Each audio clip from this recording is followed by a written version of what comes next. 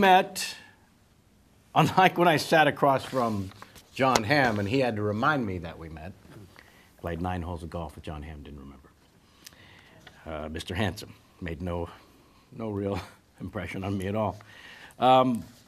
So I'm gonna test my guest to see if he remembers where we've met the first time. But there were several hangs, and we're gonna get to most of them. So actor, improviser become actor, actor become writer, and then director, and then got to eat at the main table now for the last several years. And holy... Is that what you call this, the main table? Well, it seems odd. Yeah. It seems odd for me to say it. It's like Charlie Rose. This storied pine. Yes. Pine is correct. Is it pine? By the way, yeah. We went for oak, pine. and they said you should go with the pine. That's been copyrighted. Yeah. Jon Favreau, welcome.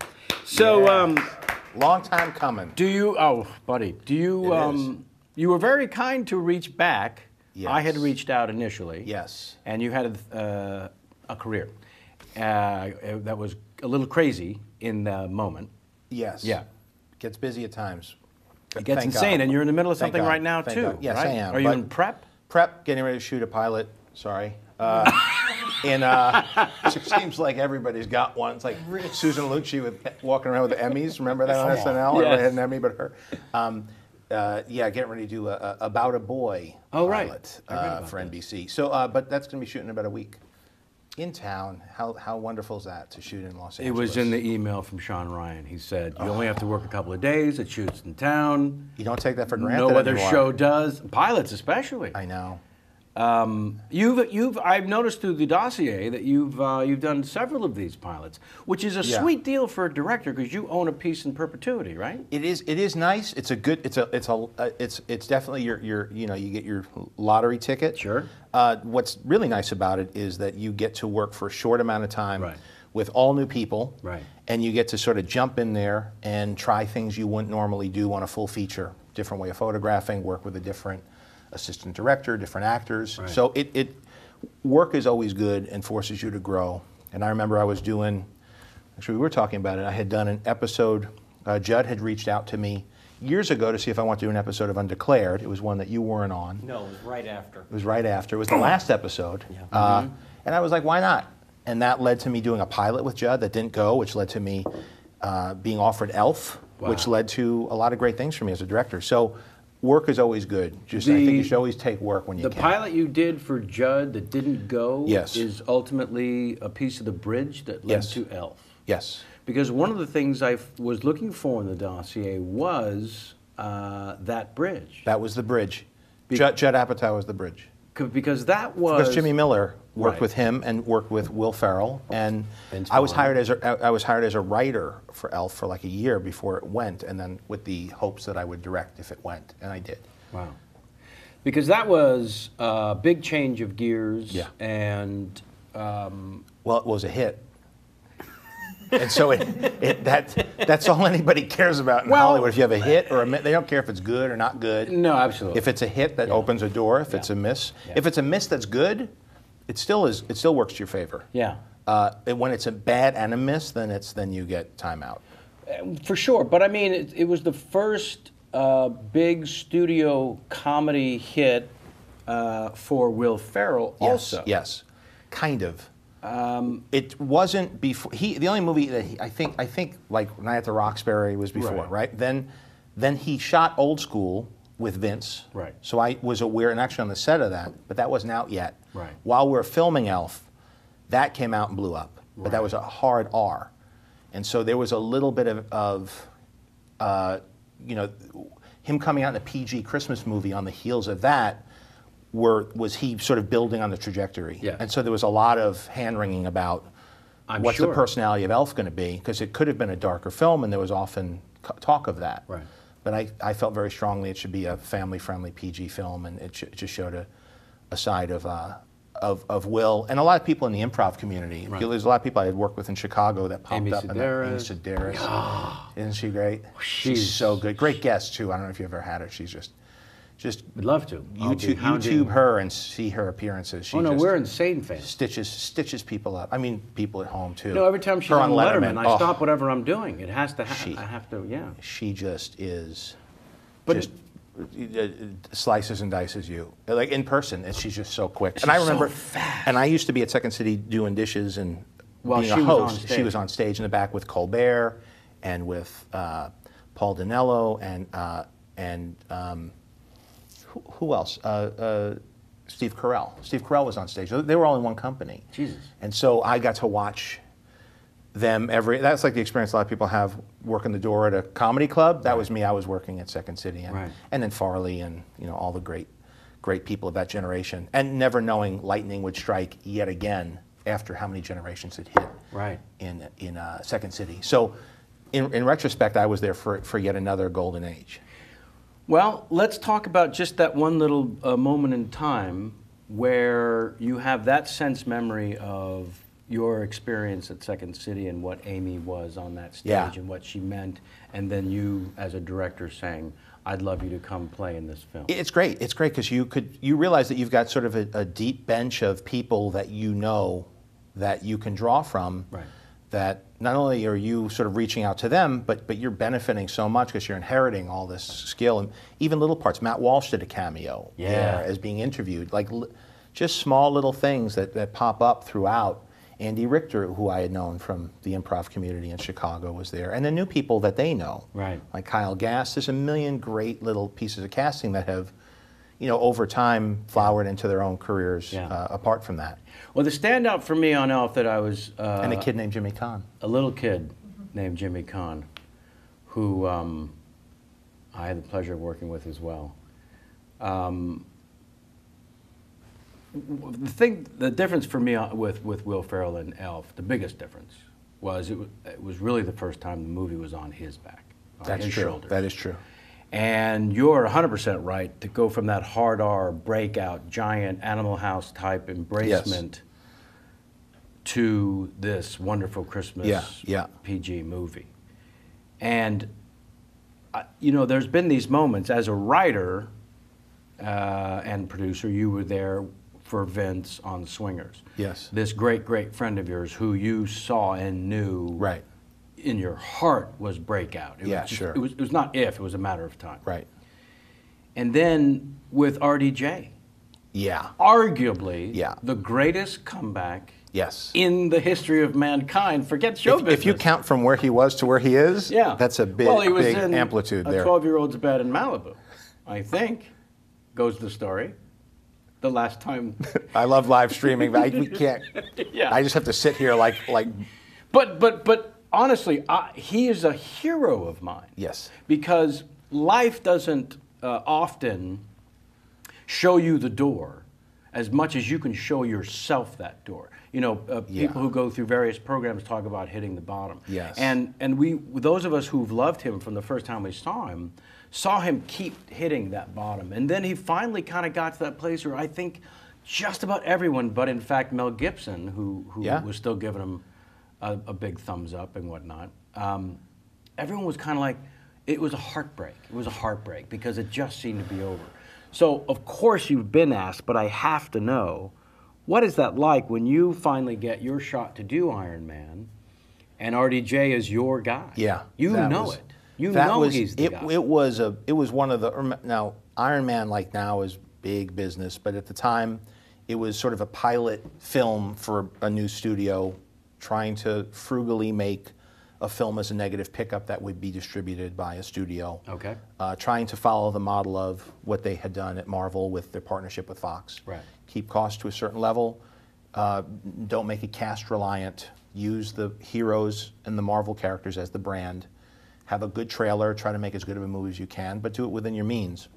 And so Robert was not an obvious choice for that, but I remember he came in, sat with him, had an interview with him, and I just saw in his eyes that he was ready, and he was like, this is me. It's about a guy that's going through similar things than he did off screen. Yeah.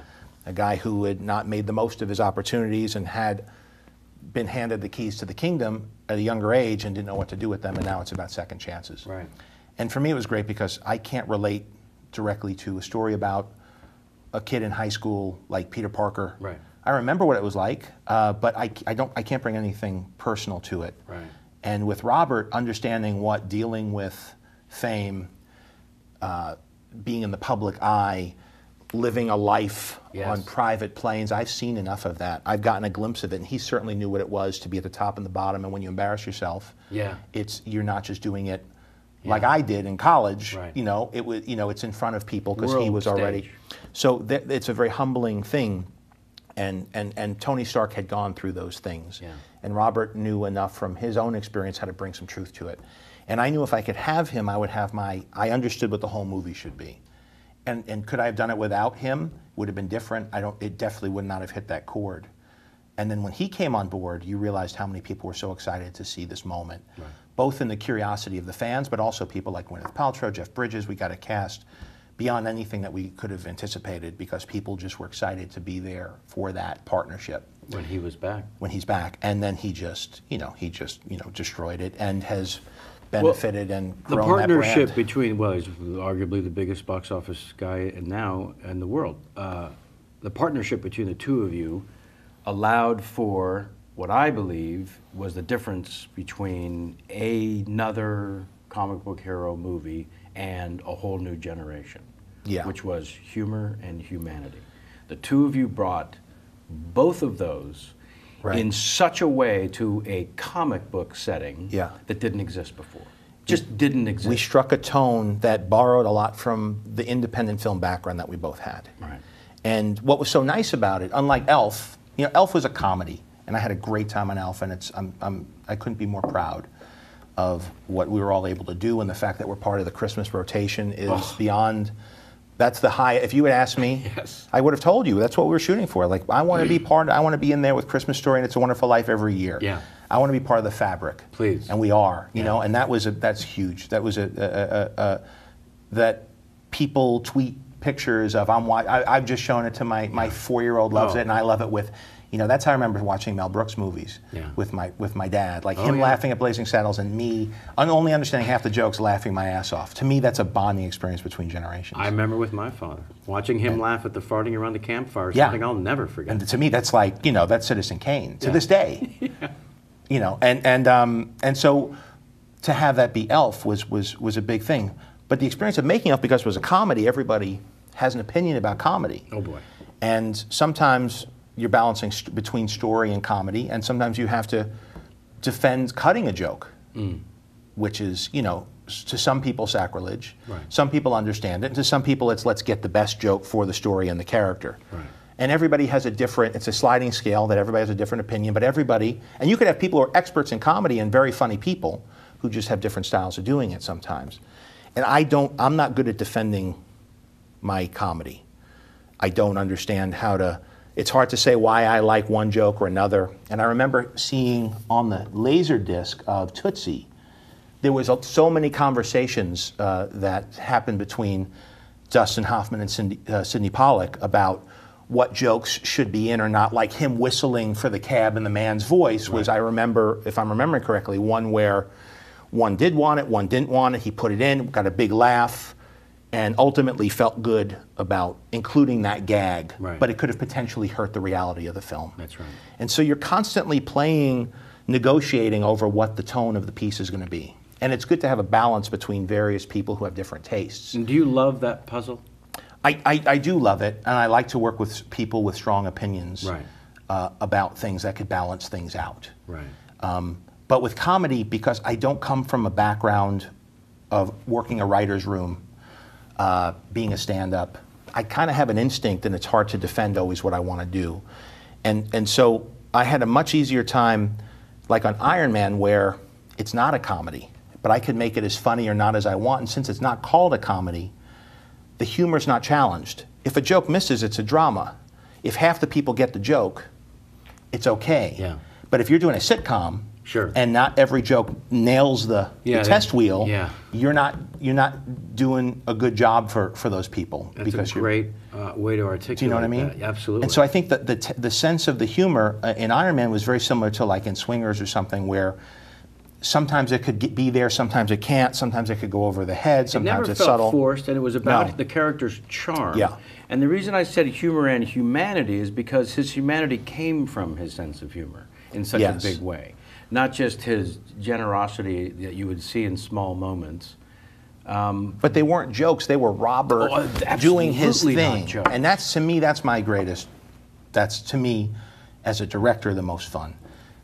Whether it's, as you mentioned, Vince or Will, them to bring the best version of what they do, and maybe a flavor of it that they have and didn't do before. But it was always in them. It's never me saying, do it like this. It's always trying to be a midwife to what they do well, and then just casting really, really good people, which a lot of that comes from conversations that we had both on Dinner for Five and when I think we met in Toronto. Did we meet through Penelope? I just kept picking your brain about these Scorsese stories. And I remember you telling it on the show. I could tell, I've told your story. I would have said more than you have until the podcast, but I've heard it a few times on the podcast. But I've told this story so many times about the muffin scene where Scorsese was coming to you with no agenda after you did a take and saying, how do you want to do it? And you said, I don't know. And trying to figure out if he had an agenda. He didn't. You said, maybe Matt. All right, let's try it that way. Yeah. I took that so much as I created this whole image of what Marty was like just from picking your brain about that story on several occasions, on air and off, and tried to emulate that as a director. Because there's different types of directors. There's certain ones who are wordsmiths, who want to help you turn the phrase, or they want you to emulate their style of speech. Some people who it's about rhythm and music, and some people where it's about trying to cull out of your performer the best version of them that matches the material, and adjusting the material if it doesn't match the person. Well, that's the thing. You know, I actually, when Iron Man opening weekend happened, I'm probably do or don't remember, I don't know, but I had to pick up the phone and call you. And I sensed that I was calling it not the best time, whether you guys were on your way out. There was some sort of movement and action. It's appreciated, though, in the always. background. But I had never done that before. Really? Honestly, or since. I felt compelled. Yeah, because part of it was I didn't have access to RDJ to say how madly in love I was with his moment in time. Yes, for sure. But, you know, and I tried to express in the moment of, you've just come to the big boy table. You've just, with all the success of Elf and everything else, this was... we were made. It was like being made at the time, So what I'm interested in today, if you don't mind, is something we were just kind of talking about, which is bringing out the best in naturally charming, brilliant superstars. Yes. Because Vince has worked with a lot of directors, Will's worked with a lot of directors, and so has RDJ. And I would argue, you hold up the 3 performances that you just happen to be involved in, and then I want to hear arguments about where they hit the ball better. Well, that's very kind. I think with a lot of them, it's just having the patience to work through their process with them. Right. Because with Vince, once he got that performance, it was like opening up something that he had, and he's done, I would argue, as well or better later. You look at him in Crashers, great. Yeah, sure. He tickles me in everything I see. Even stuff, I think I'm his biggest fan of his comedy because I'm laughing at stuff other people. I'll blurt out laughter at places other people in the audience aren't. Of course. Because there's a certain thing. But his rhythm and music and dancing in Clay Pigeon may be the funkiest fun. But he found I think he was trying to fit into, because he came out very young, and I think he was trying to audition and be what other people wanted him to be. Right. Because when you're that good looking, he's a movie star, and then to have the chops of a character actor is not something people know how to fit. A box, they fit you until they see you do it, and then they build a box around you. Right. So he was that guy, and once he was able to do that and see that he could free flow that, it was like he got his wings, and then was able to now create his own material and his own movies and write and produce and do it all. So sometimes it's like pulling a thorn out of a lion's foot. Sure. You know, and sometimes it's like with Will, it's more like, and remember, it's me and Will. It wasn't just me and Will. It's me and Will. Adam McKay was there. Oh boy. They were trying to do Anchorman before Elf, and they got it got breaks. So now Adam McKay, who was all gearing up to direct this thing before he was a big guy, was process oriented enough to work with his buddy and me and work the script and be this great partner and have writing sessions. And I know McKay from Chicago also. He was sort of the generation after me when they were forming Upright Citizens Brigade and all that. I was there for that moment too. Wow. So to have him as part of it, a lot of the irreverence in the Elf, there's a little subversive humor that digs its way into a PG movie. A lot of it's the personality of those two together, and I loved it. I thought it was so funny and great, and tried to encourage it and actually include a lot of that stuff. So with Will, there's a real partnership between him, Jimmy Miller, that whole camp, and then there was Scott Armstrong, another writer, David Berenbaum, who wrote the original script. So that was more of It Takes a Village. But on day to day, I was always trying to find the emotional through line to this character, because not a lot of movies did that right. I looked at Tootsie, I looked at Being There, I looked at Steamboat Bill Jr. You know, you look at the people who did it well and you say, why does this work and not other films that try to do this kind of gag? Right. And it usually has to do with making the character play at the top of their intelligence, was something Del Close always said in Chicago, was even if the character seems like an idiot, they're trying as hard as they could to be smart. And within their context, they're smart. So there'd be little things like the PA would announce something when he was in Gimbals, and he would be scared looking around of what the hell is that? Because to this primitive man, that is the voice of God. So there's all sorts of little moments that we would discover either together or separately of little opportunities to bring humanity and vulnerability, but a lot of heart to that character too. So he is like Rudy. He's going to push through and arc every character around him. Instead of him crumbling. So that's always a very forceful, fun type of trajectory to play.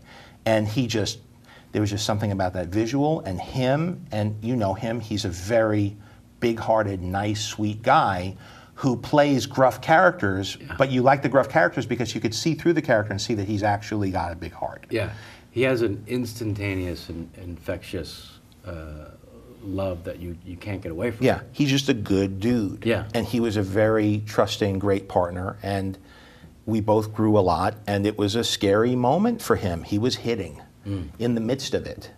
So, you know, I was sort of there, and we were cloistered away up in Vancouver doing it, but that was, you know, it was a very special moment to be sharing his life, going to work. And it was, again, those early movies, you're under the gun so much to just make your days and do it, that it's not like we were sitting around enjoying it. We were just, there's no way. You know, you're wringing your hands and you're worried about the thing and all the visual effects and the forced perspective and then notes coming in from other cities and here's some pages and let's try to work this joke in. And so that was, it had to have been the biggest circus at that point in terms of all the plates spinning that you've just listed. Well, they all built. I mean, I went from Swingers to Maid to then Elf. Elf was only about 30.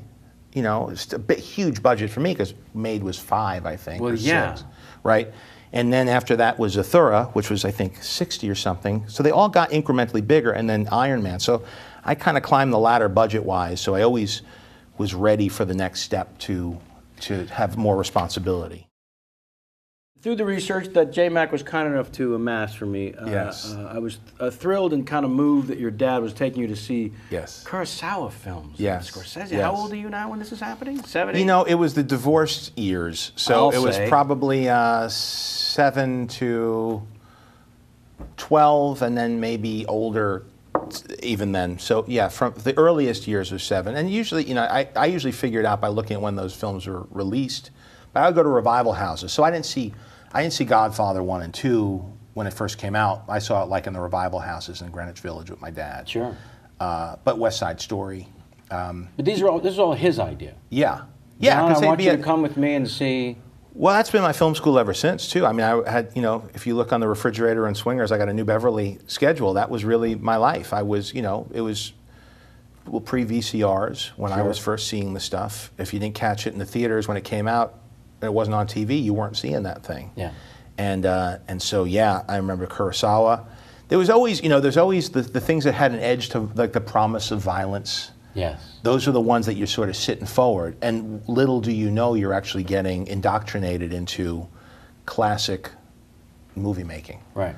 Because the samurai films were great because that was, you couldn't get more brutal and more compelling, showdowns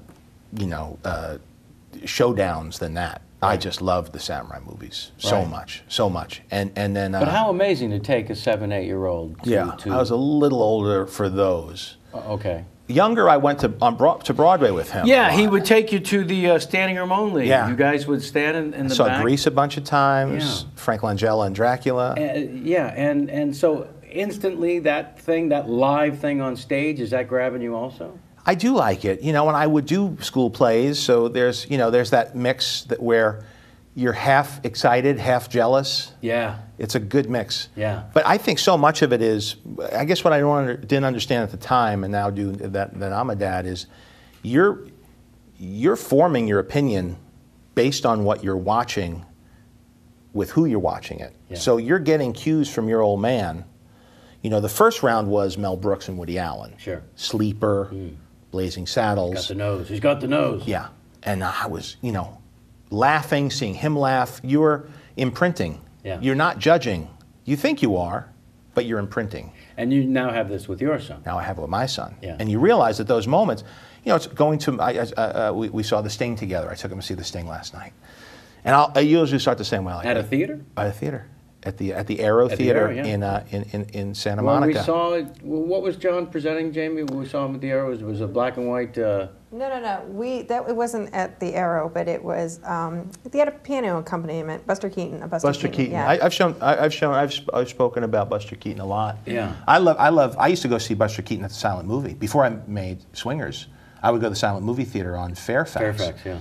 Because when you see silent comedies with a live audience and a live organ player, it doesn't miss a beat. No. Especially Chaplin and Keaton. Right. Lloyd, pretty good. Some of the others, hit or miss. Right. And it's just a great way to expose. And I looked at Buster Keaton a lot. If I ever want to look at how to frame and stage, especially physical comedy, without cuts, whether it's Will in Elf bouncing off the couch, jumping on the tree and the tree smashing down, getting all that timing to work within the frame, or Robert Downey smashing into the ceiling while he's testing his boots. Those are all very classic, two-reeler gags. Right. And it's great to study, just like a painter would look at the old masters. Sometimes it's great to pull those apart. And you could always rely on cuts and music and sound effects and things, but if you could get it to work in that frame, it becomes like a test to see if I can make the gag work like they did, because they were so good. And then you realize what they were up against. And there was nobody doing it before them. Right. Here I'm copying a lot of the times, or at least referencing a gag or a rhythm. Right. They had stage nothing. Shows, vaudeville and whatnot, sure. But it was live theater. Well, Keaton grew up in it. They had no composition, as you said. Right, it was a proscenium. Yeah. So, but then they started working the frame, and you saw that Buster Keaton, masterful. Masterful, Chaplin, and the tradition. Then I realized, because my in was probably the early work of Woody Allen, which there was a lot of that in, and Sleeper, and he drew from Chaplin a lot, and then you start to, there's this sort of subgenre of the writer / filmmaker / actor that is flowering now with Lena Dunham, Louis C.K., Larry David. There's a specific subgroup that threads through, and that's to me, and with Swingers I got to be part of that baton pass, and it's the one I miss the most now, and the one really that in now that I kind of could pick what I want to do, there's definitely a siren song drawing me to that again. That's something I'd love to mess around with now. I would think so. Yeah. The startling thing, looking back at the Swingers experience, rejected at Sundance, did not know that, found that startling. Yes. And for any young filmmakers out there who put all their eggs in the Sundance basket, imagine that. And by the way, I back Sundance because it was not it was a tape and it wasn't finished, and I had conversations subsequently. But I'm sure they but had the big thing reasons. was the disappointment Exactly. of thinking that was the be all and end all. Yes.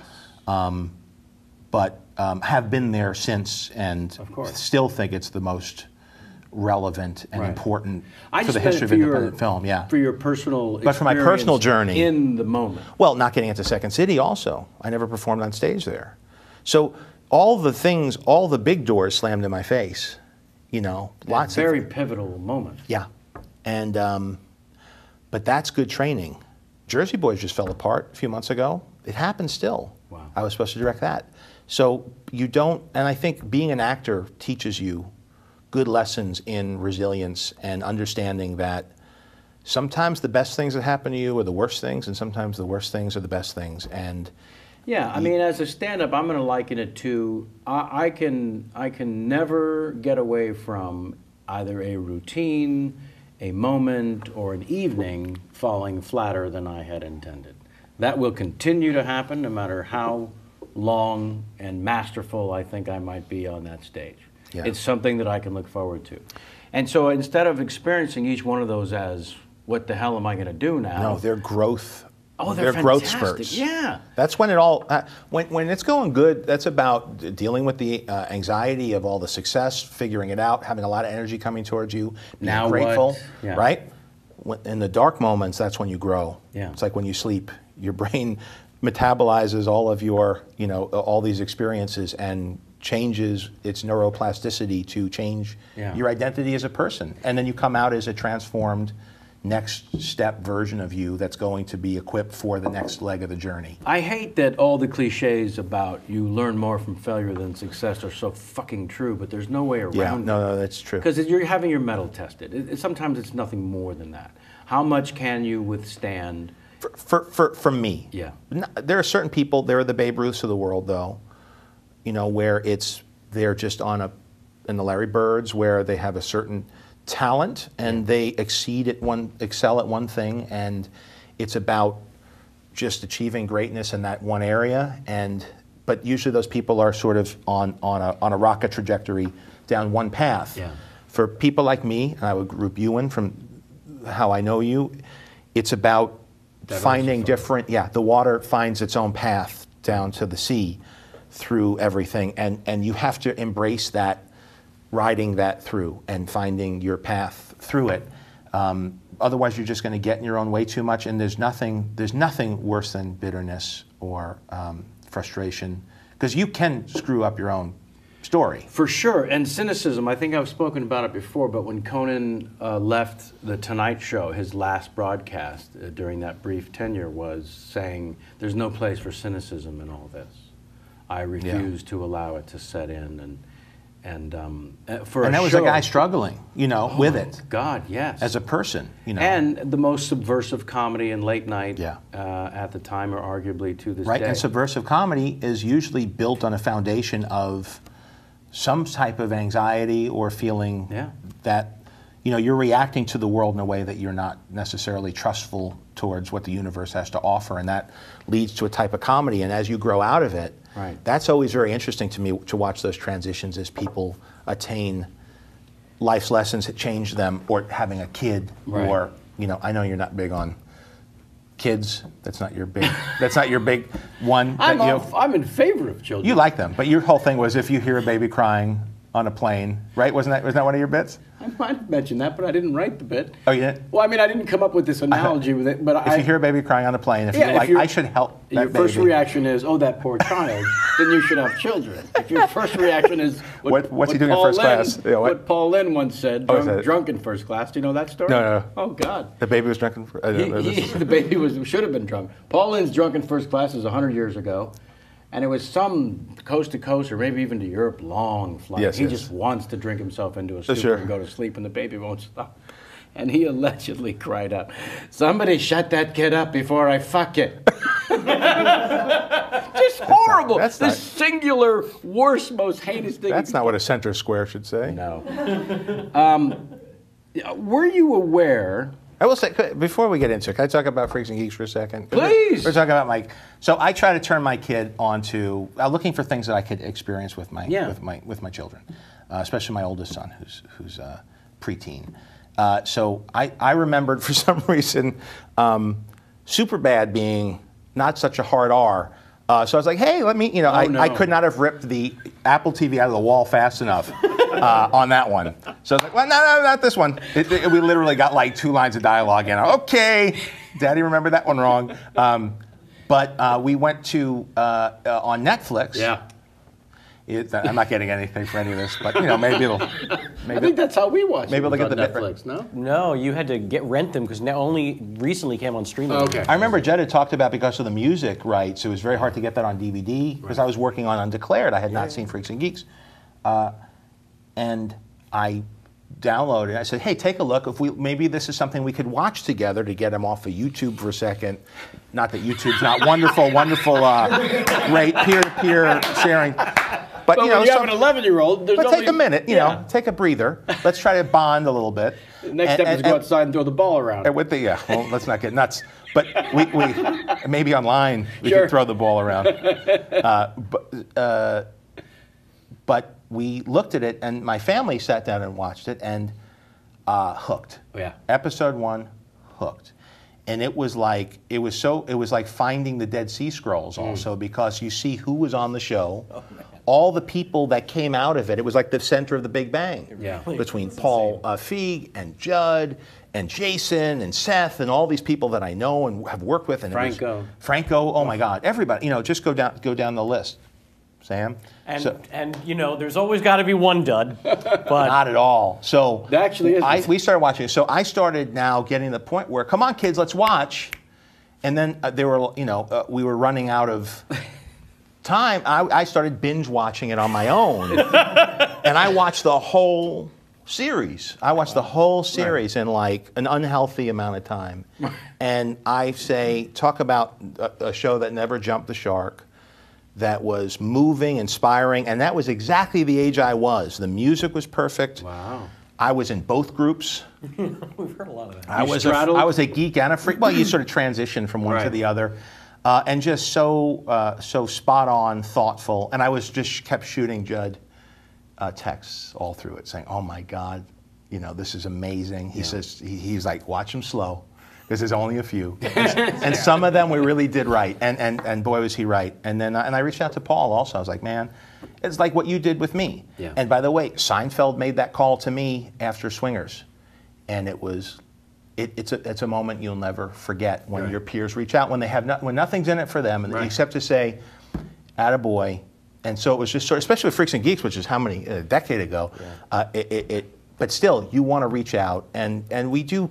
It is nice when people are gracious. I know that there's a lot of competitiveness in our business, and award season just passed, and there's all the good and the bad of human nature. Yeah. But when somebody reaches out and tries to encourage you, either when you're doing well or doing bad, it goes a long way. It's powerful. Yeah. On the Swingers front, was it brought to your attention by agents? Because according to the dossier, there was a moment in time where someone or several people were interested in buying the script, and an agent of yours said, I think this is really special and you ought to hold on to it. And Cynthia Shelton was her name. And she, I was doing table reads trying to get financing, but also to try to show the actors that I had in mind, including Vince and Ron Livingston, Alex Desire, Patrick Van Horn, trying to get them exposed to the people who might make it, to give them a shot. Because I based so much on, at least in my mind, these are the people I was thinking of. And the reading went so well that the agent was like, let's try to make this thing.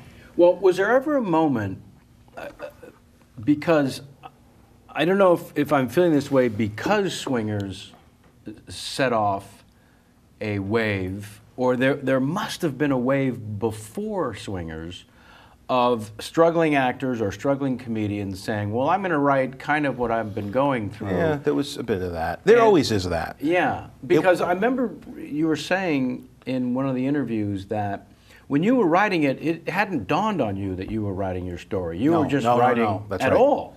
Yes. It wasn't autobiographical. I didn't move it enough away from me. I thought I did. Right. Because I'm not a stand-up. Yeah. I was an improviser. Right. And I didn't, that wasn't Vince's car, that was my car. And I didn't live in that apartment, I lived in that apartment. But it was enough, and we never went to Vegas. And I changed our names. But there was enough in it that it felt like I was showing my life. Right. And you know, as an actor, you're always going to be using an aspect of your personality that you're going to exaggerate to play any character. Right. But I just meant when you, it's such a seminal experience now in the film making vernacular, in the quotable, one of the more quotable films of its genre of all time. Especially for a generation, it's ridiculous. It's still, you'd be amazed, new people. I find that with The Suspects, it generates a new audience by the time you're a sophomore in college. You owe me $5. It took him 45 minutes. He's right. He's right. I can't believe you would take that bet. I took the under. I don't know why I took the under. Because you've been around 164 times. That's why. Sorry. No, but you don't ever imagine something generates a new audience the way that Swingers does. You think that it spoke to its peers. I think it's true, and I think like Suspects, it was something that came out of a moment in one of those cracks of opportunity in the transition as the business. There's always moments where people get to do what they want, and they're operating outside the system. Yeah. And that was kind of the moment when the indies were making money, not all of them, but they rolled the dice on 10, and if one of them made 100 million, and they all cost 10 or less, that's good business. And the studios were starting to acquire those companies, and even the studio indie companies were getting great deals on talent and low budget productions by calling it an independent film. And so there was a little bit of a creative gold rush going on there, where people like Brian or Doug or Ed from Brothers McMullen and of course Soderbergh kind of kicked it all off with Sex, Lies, and Videotapes. And then the relevance of Sundance because of some of those movies, there was you could sneak one by. Yeah. You could sneak one by. And there were a lot of bad ones then. And I've been in a few, you know, as an actor, but but there was an opportunity to do something you'd never see if it came through the Play-Doh Fun Factory of Hollywood. Of course. But it had to have been the heart and humanity of Swingers, not the quotable lines, not the uber charming, and not just the heartbreak of your character. I think it was the story. Yeah, there was a heart and humanity and sincerity. to it. Yeah, because if you just look at the framework of the house, it's struggling people in Los Angeles. How can that be relatable to the rest of the world? Not at all. Camp. It was terrible, and we were asked to change those things. And that was one of those things where it just came out, where I didn't outline, and it came out in like a week and a half. And what's nice is I've had recently the same experience for the first time since then or made of writing something with no outline. And I didn't realize how scared I was of it. And so now I have something, and life's different now. It's easier. Sure. But you have to say no to other big things where guaranteed big box office returns, great actors you could work with, nice salary. But at the end of the day, you gotta... Yeah, where are you with that mega table that you were able to sit at? Because, you know, one of the things I notice about all the giant movie stars I've worked with over the years, no matter how high up the mountain you climb, they're still looking over their shoulder at the next guy. Yeah, I don't know if it's that for me. I'm not competitive. Maybe that's different from being a director. Oh, it absolutely is. Because it's a very, or even with actors, I don't know. I find that people at a certain point, their struggle is no longer with who's coming. It's not the gunfighter syndrome. It's more like, am I doing what I should be doing now? Yeah. Am I living my life in a way where I'm being a slave to a pattern, or a slave to an insecurity, or am I being just as brave as I was when I defined myself? Because it's so easy to you know, the 300 count thread Egyptian cotton sheets. You get a comfortable life. You get a family. You get an income. And and you have to force yourself to take chances and do other things. And sometimes those chances are the big movies because you've never played this kind of game. Yeah.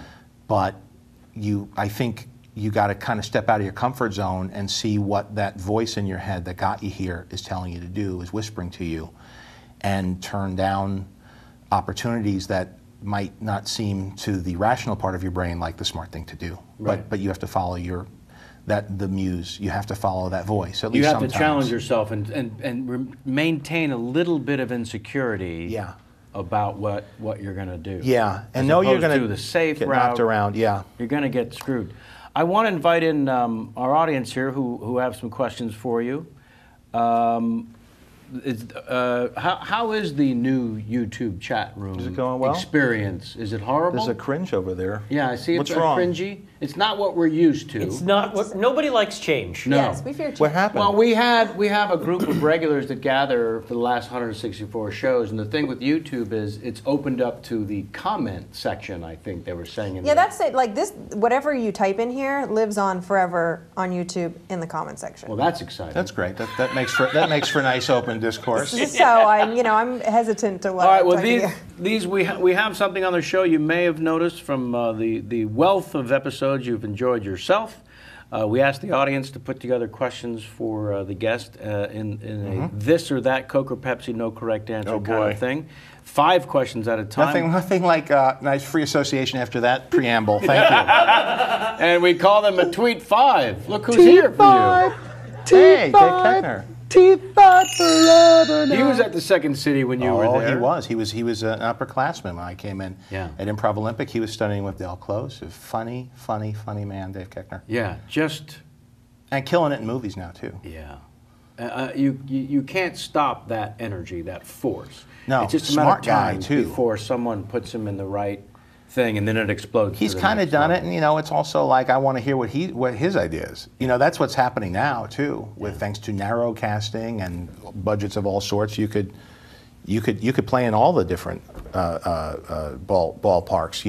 You could play in the minors sometimes if you want to try something, play a different position, or he's in the big ones too, doing what he does well. He's just unstoppable. Yeah, no, he's my money's on that guy. All right, so this Tweet 5 comes to you from the Twitterverse. How are you enjoying your experience on the Twitter, by the way? Well, is that one? Yeah, that's okay, good. I'm doing good so far. That was not a question yet. Okay, so this Tweet one 6. comes from at Adrian Selman. Ready? Yes. Happy Hogan or Tony Stark? With no context? It's Tony Stark. Director or producer? Director. Comics or movies? Movies. Comedy or action? Comedy. Mandarin or Whiplash? Mandarin. See, these are designed specifically for Yeah, you. no, yes. Yeah. You got 5 out of 5. I got 5 right? Good. When do I win? I have no idea. And I have no No, correct the box answer. set of Freaks and Geeks? Yeah. Can we plug that? I have so many of those in my trunk. Just give me a minute. Just give me a minute. At a reduced rate, by the way. Is there a commentary track on that? Is there a comment? There are, I think, 31 commentary tracks for 18 episodes. Not on Netflix, so it might be worth me buying. Might be It's good worth for the it. library. It's worth it. All right, I'll take a look at that. Thank you. You're very welcome. I get none of that, by the way. $0 in my pocket. Nice. Yeah. Well, at least you're in it for the right reasons. Gotta be. Yeah. So it was Toronto. You were starring in the Rocky Marciano. You were the training. I just remember the stuff that you had to go through for that. It was, yes. I'm still recovering. Why? Yeah, I mean, I'm getting ready for the sequel, his older years. We'll bundle them and maybe I'll win an Oscar. there you go. De Niro did it in a few months. It took me Right. 10 years. Unbelievable. But I'm ready to play old Marciano now. What was that like? I mean, because it was not just. It was hard, man. It was, nobody. It ended up. We thought it was gonna be theatrical, and ended up being on Showtime before Showtime was Showtime. Oh yeah. But it was great to be able to train and do all those things. And honestly, my best experiences on it were the camaraderie, not just with our movie, but Toronto was Hollywood North, and we were all staying at the same hotel. We would have drinks, and that's where dinner. I always felt like whenever all of us, because it was, I think Janine Garofalo was there. You were doing Abby Hoffman, right? We were doing the Abby Hoffman with Vincent D'Onofrio and Janine and me and a few other. And then we had some people from Mars. We had Penelope, and yes. and so we would get the big table or go out to, was it Firamosca? What was the name of the Italian place across the way? And I think. Yoso's or Fish Joint. There was a place. Yeah, I'm thinking of the guy Montaigne. I think wasn't he around too? Yes. So it was this great, and I remember sitting and just sharing war stories because everybody felt like they knew each other even when they didn't, because you had mutual friends, you all knew each other's work. Right. And I remember everybody else in the restaurant would be looking at our table and like wishing, I was so proud that I got to be at that table everybody else wanted to be at, to hear these stories. Dinner for Five was hatched from that? That was one of the defining moments of like, I wish somebody could be, how are you a fly on the wall in this conversation? Yeah. How do you show this feeling that Algonquin round table, maybe not the same intellects as the Algonquin, but definitely the same humanized view of everybody. Certainly. And so I remember just hearing stories from both the movie that we were all on and then movies that we had been on, and Penelope had all her stories about Brando from The Freshman, and then we were working with George C. Scott, one of his last performances. So he would start talking about doing the Willy Loman monologue, or me asking him why he didn't accept his Oscar, and just being able to just, sitting in the folding chairs being like, what a passionate, great, talented, giving Where should dude. people go to catch up on the Dinner for Fives now? They live, obviously. They live, there's a very good uploaded pirated version on YouTube right now. IFC doesn't have it in a catalog? But it's out. They're out there. Right. We haven't pulled them down. It's good to have people seeing them. Do you remember? You can buy selected seasons and episodes on It's Amazon. It's hard to get. Can you use whatever? We never really pulled that together. But I'm happy that people are watching it. That was in the hands of IFC, though. That wasn't something that you. It was something that we had. It maybe someday soon it'll be available, but you could look online and find. I think it was good extraordinary, though. I mean, it certainly it was a preamble to the whole podcast. It was. Culture. There was a bridge. Well, here's where I think it started for our youth. And thank you, by the way, for being part of it in the beginning and returning time and time again. Other than wanting to kill Rod Steiger, it was one of the greatest. Do you remember that at all? Oh, I do. That was our second, third episode, maybe. Was it really? It was you, Sarah Silverman, Rod Steiger. Great mix. Every time I went to tell a story, he would stir his iced tea. I don't know that he knew. Do you think he was doing it on purpose? On the fourth time, I'm not a paranoid person. So on the fourth time, I went, this, for whatever reason, this brilliant man doesn't care for me. Doesn't want you to land the joke. But how great to hear the story about him with Brando in the speech in Could Have Been a Contender speech, with him having his perspective on it, without the rose-tinted glasses of nostalgia. Well, I was going to say, in our youth, the only time you saw actors speak as themselves was the early days of The Tonight Show with Johnny. That was when you saw Burt Reynolds sitting there with Johnny, you got a sense of who he was as a person, and I think with cigarettes and drinks, and there was no sense of don't change the channel. Right. And I think that's when it changed. And between those days and serving jury duty these days, which is when a friend asks you to be on his podcast, that's the new version of jury duty. I like this. I enjoy this. Well, because I'd rather this than being interviewed, like what jokes you're going to tell. Right. For you could bring it. With me, I'm never funny. If I'm funny, it's by accident or with something that comes up in the moment. Is there anything more enjoyable, though, than auditioning your anecdotes on the phone with the segment producer the night before doing Letterman? I'm not good at it. So what else is going on in your life? And then you tell them a story, and then there's a little silence. I just feel like I'm not doing good enough. I always feel like I'm bombing. It's horrible. And I come loaded with voices and shit. No, you're good. I have a bag of tricks. They don't even ask you anymore what well, no, but say, still, right? There's a pre-interview. You ever do Ferguson? Ferguson, I like that because of he's like, we'll just talk and something will happen. And he rips up the thing, and it doesn't, and not every segment that I've been on has rocked, but I think it's definitely been a very fun experience. And I know Kimmel, and I know, you know what I mean. With me, Letterman's still intimidating because he's still the guy that I remember Johnny, but Letterman was the guy. And he's the closest thing to it in terms of intellect and emotional retardation, the whole business, you know. And Jay, I have a very easy time with too. So it's just. But there's a sense of a big stage with those shows. There are. Craig's is very intimate. I think that's why he's thriving and having so much fun with it. Yeah. But I like the podcast.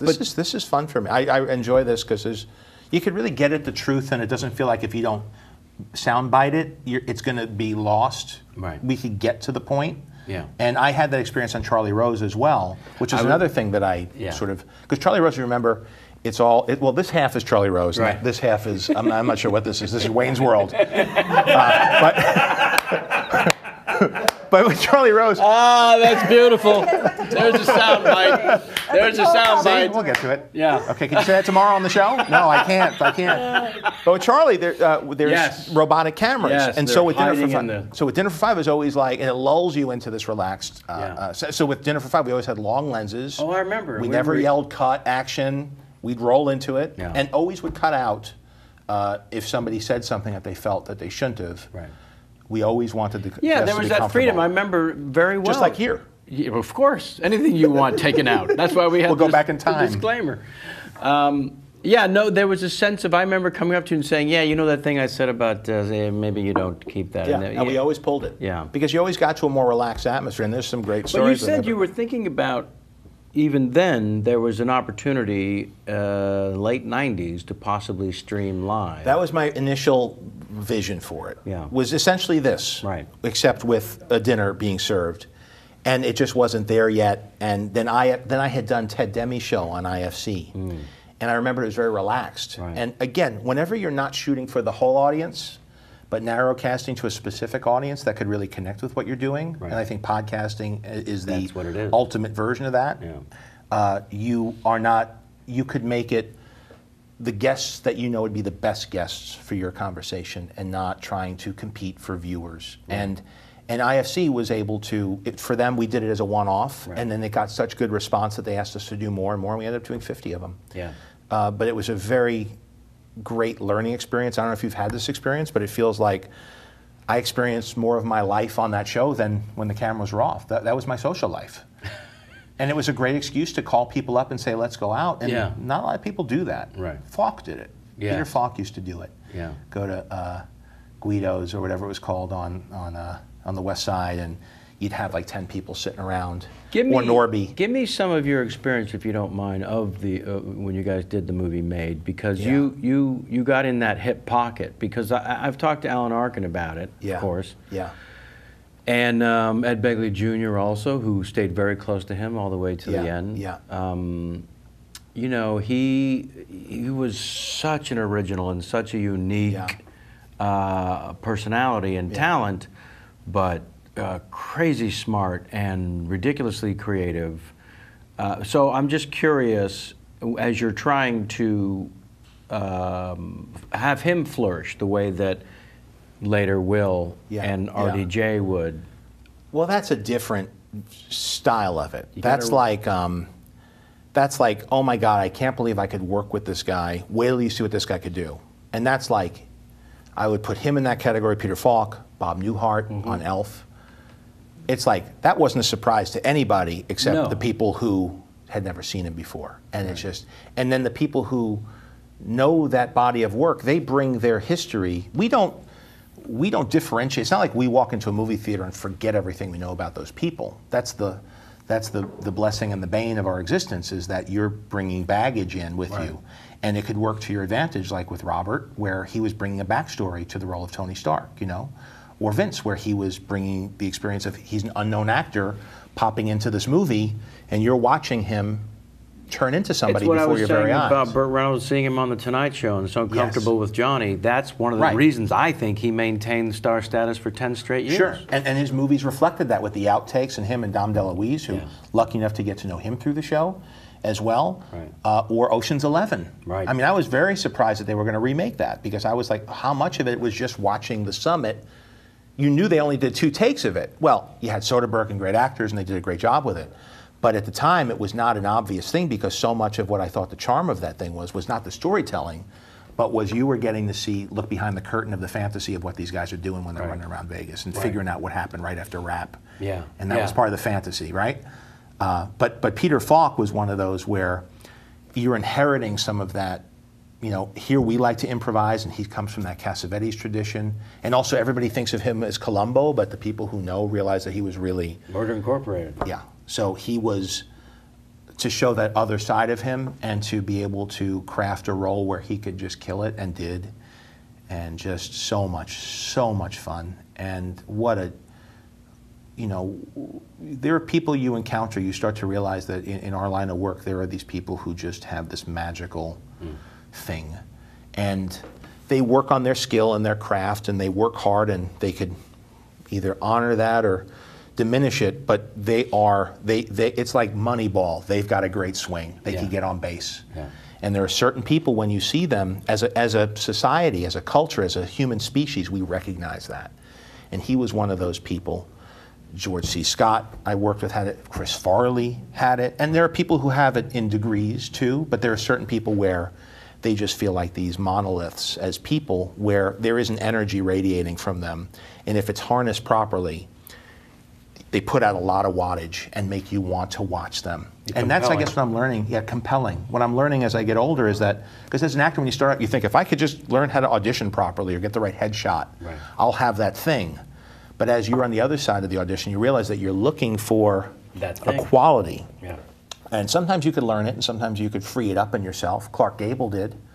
He changed in his early years, and that's what the studio system afforded. They helped in this Pygmalion, My Fair Lady type of refining, almost like you would with ore. Yeah. They would change people into stars because they'd see that. I think they do it today, and Jason Statham is a perfect example. Mm-hmm. You know, you look at him in Guy Ritchie's movies, and he's not a leading man action hero. And the studio system, they tried it with Vin Diesel. They tried to make him the next Bruce Willis, and now they've succeeded with Statham. I think that they're still trying to mine that. There is, yeah. It's not as systematic as it was back then when it was a factory. Yeah. Where they would give you elocution lessons and teach you how to eat with the right fork and walk around with a book on your head or whatever the hell they did then. Yeah. But there is a version of it as you get. But it's more through attrition too, and the business is changing so much now too that it's. And what's encouraging is that there are people who want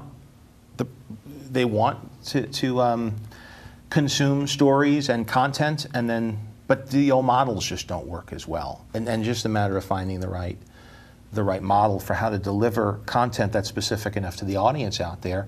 And I think this is, you know, it takes the pilot experiments like this type of thing. I mean, this isn't something, I've heard you speak about it many times. You didn't see this as the main thrust of your career when you started off, but it's become this all-consuming, almost obsessive endeavor for you as you're trying to refine the best version of this.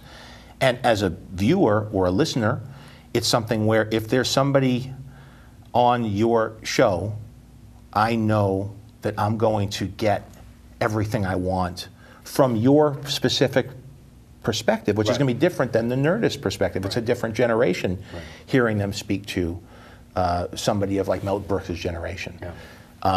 And then I know your frame of reference is going to be mine. And so I know you're going to be my surrogate, pulling that information and making them comfortable to speak in a way that they wouldn't maybe on a talk show, and certainly not within the commercial breaks.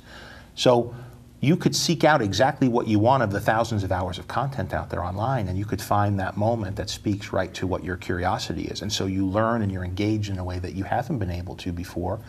And I think the hours you spend in front of your TV, clicking TiVo or Netflix or Apple TV, or digging through podcasts, you're getting a concentrate of exactly what you're curious about. Yeah. And you could click off of it if it's not the thing you thought it would be.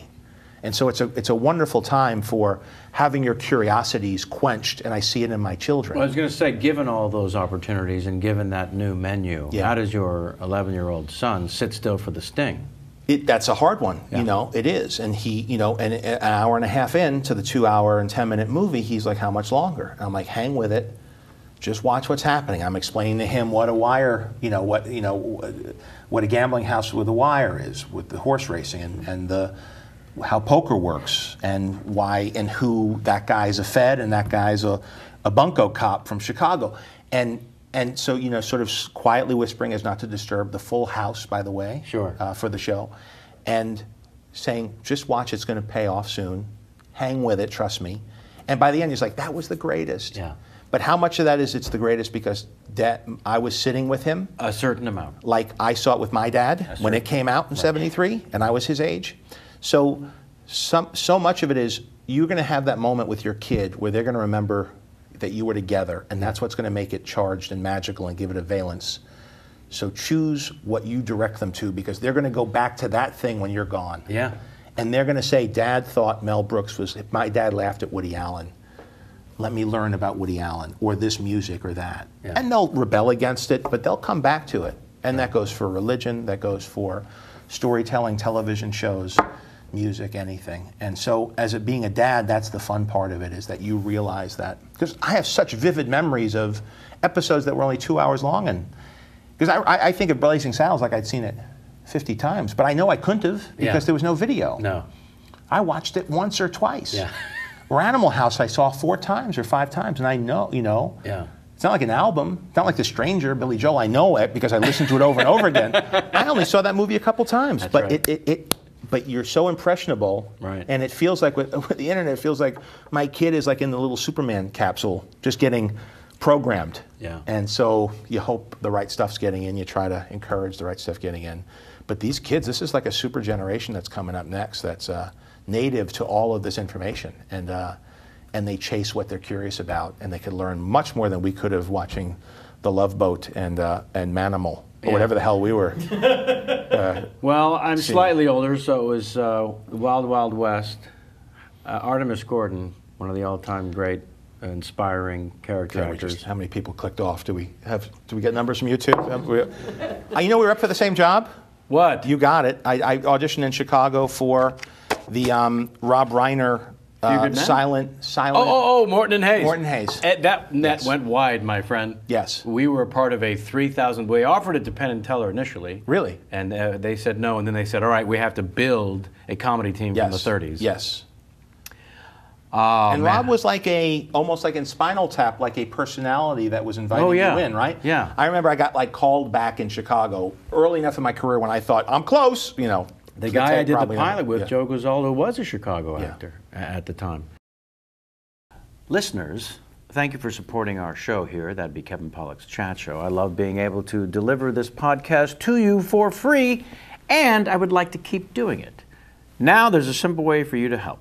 In order to serve you better, I'd like some honest input. Please, please, please take a few moments to fill out our easy survey at themidroll.com/survey/Pollack. Let me say it again correctly once. The Midroll, that's the, T-H-E, mid, M-I-D, roll, R-O-L-L. Aha! Themidroll.com/survey/Pollack. Pollack, also I should mention, spelled P-O-L-L-A-K, not the way most people spell it, especially those who send us congratulatory emails. You'll be asked about your podcast listening preferences and opinions about advertisements in shows. The answers you provide will make a big difference. You can help make it easier for me to keep financing this program while maintaining my integrity and creative freedom. You heard me. The short survey at themidroll.com/survey/Pollack won't take much of your time, unlike this particular read. But it'll go a long way in supporting the cause. So head on over to, I'm going to say it again, themidroll.com/survey/Pollack to weigh in. When you're done, which we're not, by the way, when you're done, you'll get to see responses from your fellow podcast fans from around the world. Thank you for participating. I have a sense that what's happening on YouTube or on Earwolf with people listening and watching after the fact is that they're wondering, why are we not playing Who Tweeted? It seems like a perfect opportunity to break things up. How does this game work? This game, Sammy Levine is going to host and explain to you the rules. More water, is sir. Is it a good time for your water cup. For the roll the thing. Roll the intro. Celebrities have so much to say. Who tweeted? Is the game we're gonna play. Oh, welcome back. This is a very exciting edition of Who Tweeted. Sammy, I'm just drawing off my computer. Will you please explain to our lovely guests how the game works? With pleasure. Thank but first you. a question, because you just happened to mention religion. I heard a rumor that you are what I like to refer to as a secret Jew. Any truth? Not anymore. Okay. That's right. Blowing your cover. I understand. You're hiding Jews in the floorboards. Is that how the game works? He wins. You win the game. Shit. It's just like a $20. When I win. All right. Well, rumor confirmed. Fabulous. I win the bet. Okay. So this is how we play Who Tweeted. Yeah, thank you, Sam. My pleasure. I'm going to read a series of 8 tweets, one at a time. Now, each tweet was either written by Tyra, Oh, jeez. Paris, or Bieber. Yeah. This is the fun part. You're going to love it. And they're all real. And these are all these are 100% absolutely real tweets. And they're not chosen by Jamie as an obvious.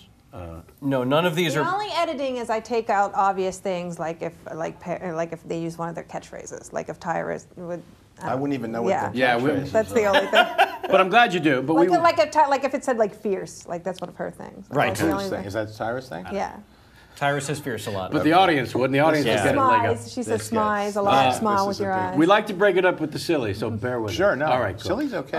So here's how it works. I'll start reading a tweet, and then as soon as you feel like you know who authored it, you ring in by saying your own name. This have is to like you don't this have is to gonna bang be the like table, having that's just something Tommy I Lee Jones on TRL. You realize that? This is not going to be. You got the wrong. You got the wrong guy. That's not even a current reference anymore.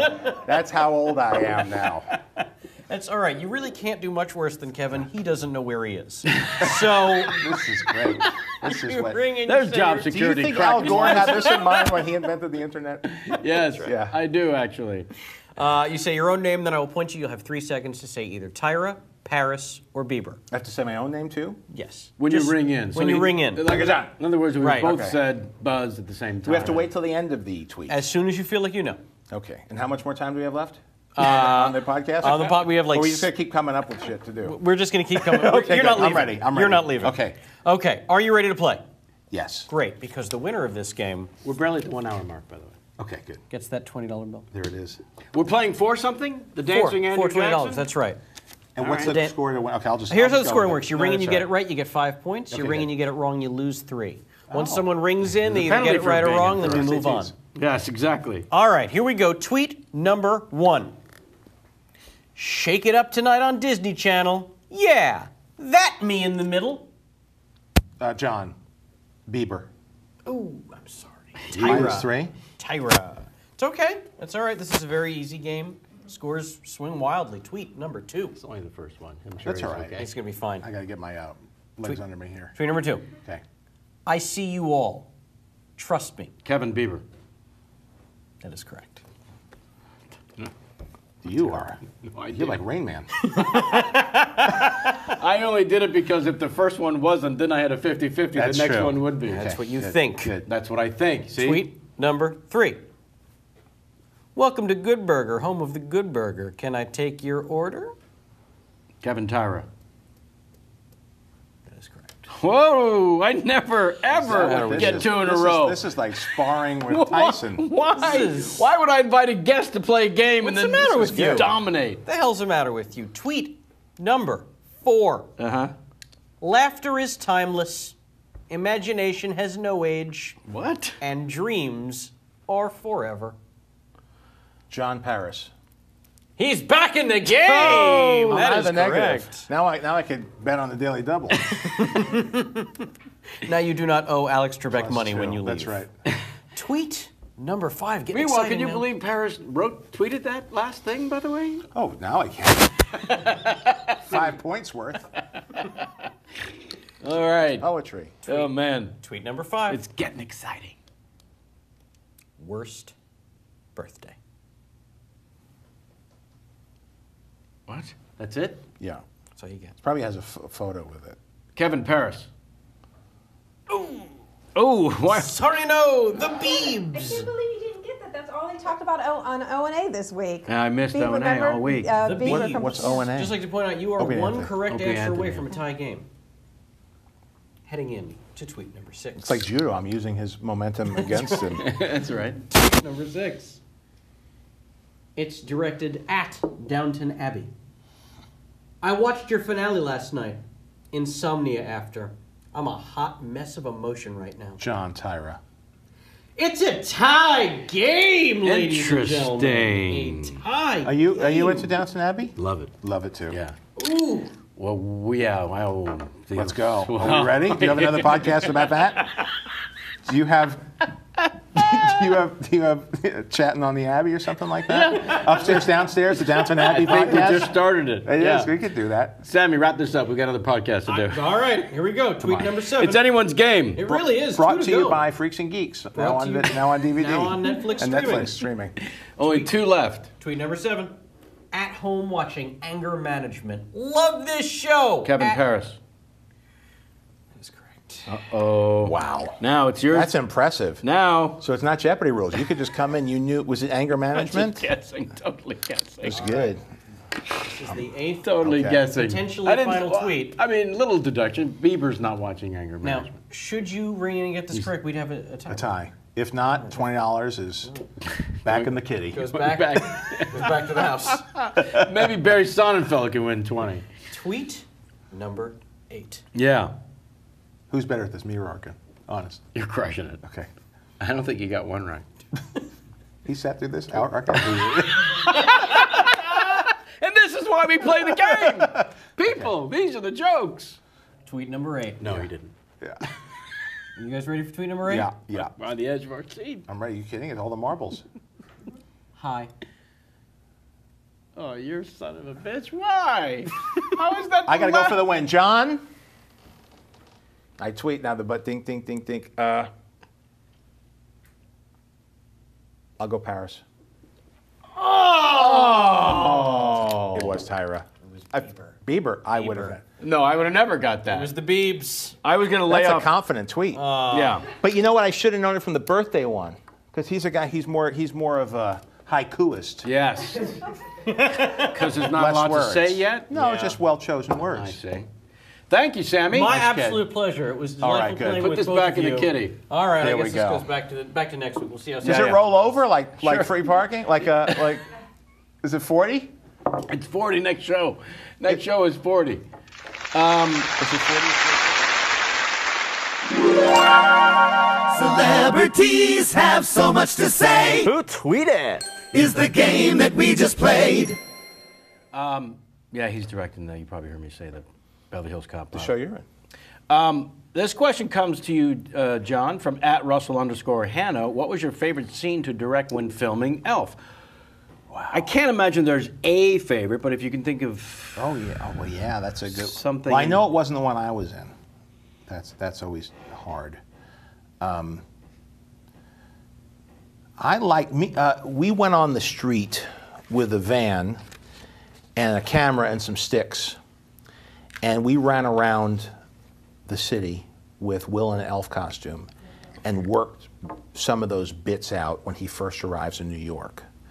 That's when we had enough confidence built up that we were ready to just go out there, and Will did, like when he's getting his shoes shined, he's laughing his ass off, or he's trying to hail a cab, or he would just find stuff to do. And to me, and some of it was scripted, and some of it we just found, and we just would plop down and do it. And I remember I was in New York, and I said, I wanted a shot with him long lens, with him walking down, because he's a little taller than everybody, with his hat, and the crowd of people in Midtown Manhattan, heads bobbing, and just long lens, and you see him like in Tootsie. You know, remember Tootsie? Yes. He's walking down the street, so I said, I want a shot like Tootsie. And the way it was lined up like this, and the dude running the camera says, I know, I shot that shot. I said, okay. Why don't you just show me what you're thinking, and I'll let you know if I like it. Holy shit. Yeah, so it was like, and you get to... The operator said that? The operator said that he was there. He might have been an AC or Sure. something. But I remember working on Made. We did a Steadicam shot. It was Larry McConkey who had done the Copacabana shot with Scorsese on Steadicam. So it's like when you're in New York, there's a small community of people who work. And now the film business in New York is just exploding. Yeah. And we never really got to. I finally worked with Marty on Wolf of Wall Street. I want to get to that, actually. Yes. And now we have something else Now to it's do. great. We have to, I was gonna ask you about have to smell directing somebody's yourself. dirty laundry and guess whose it is?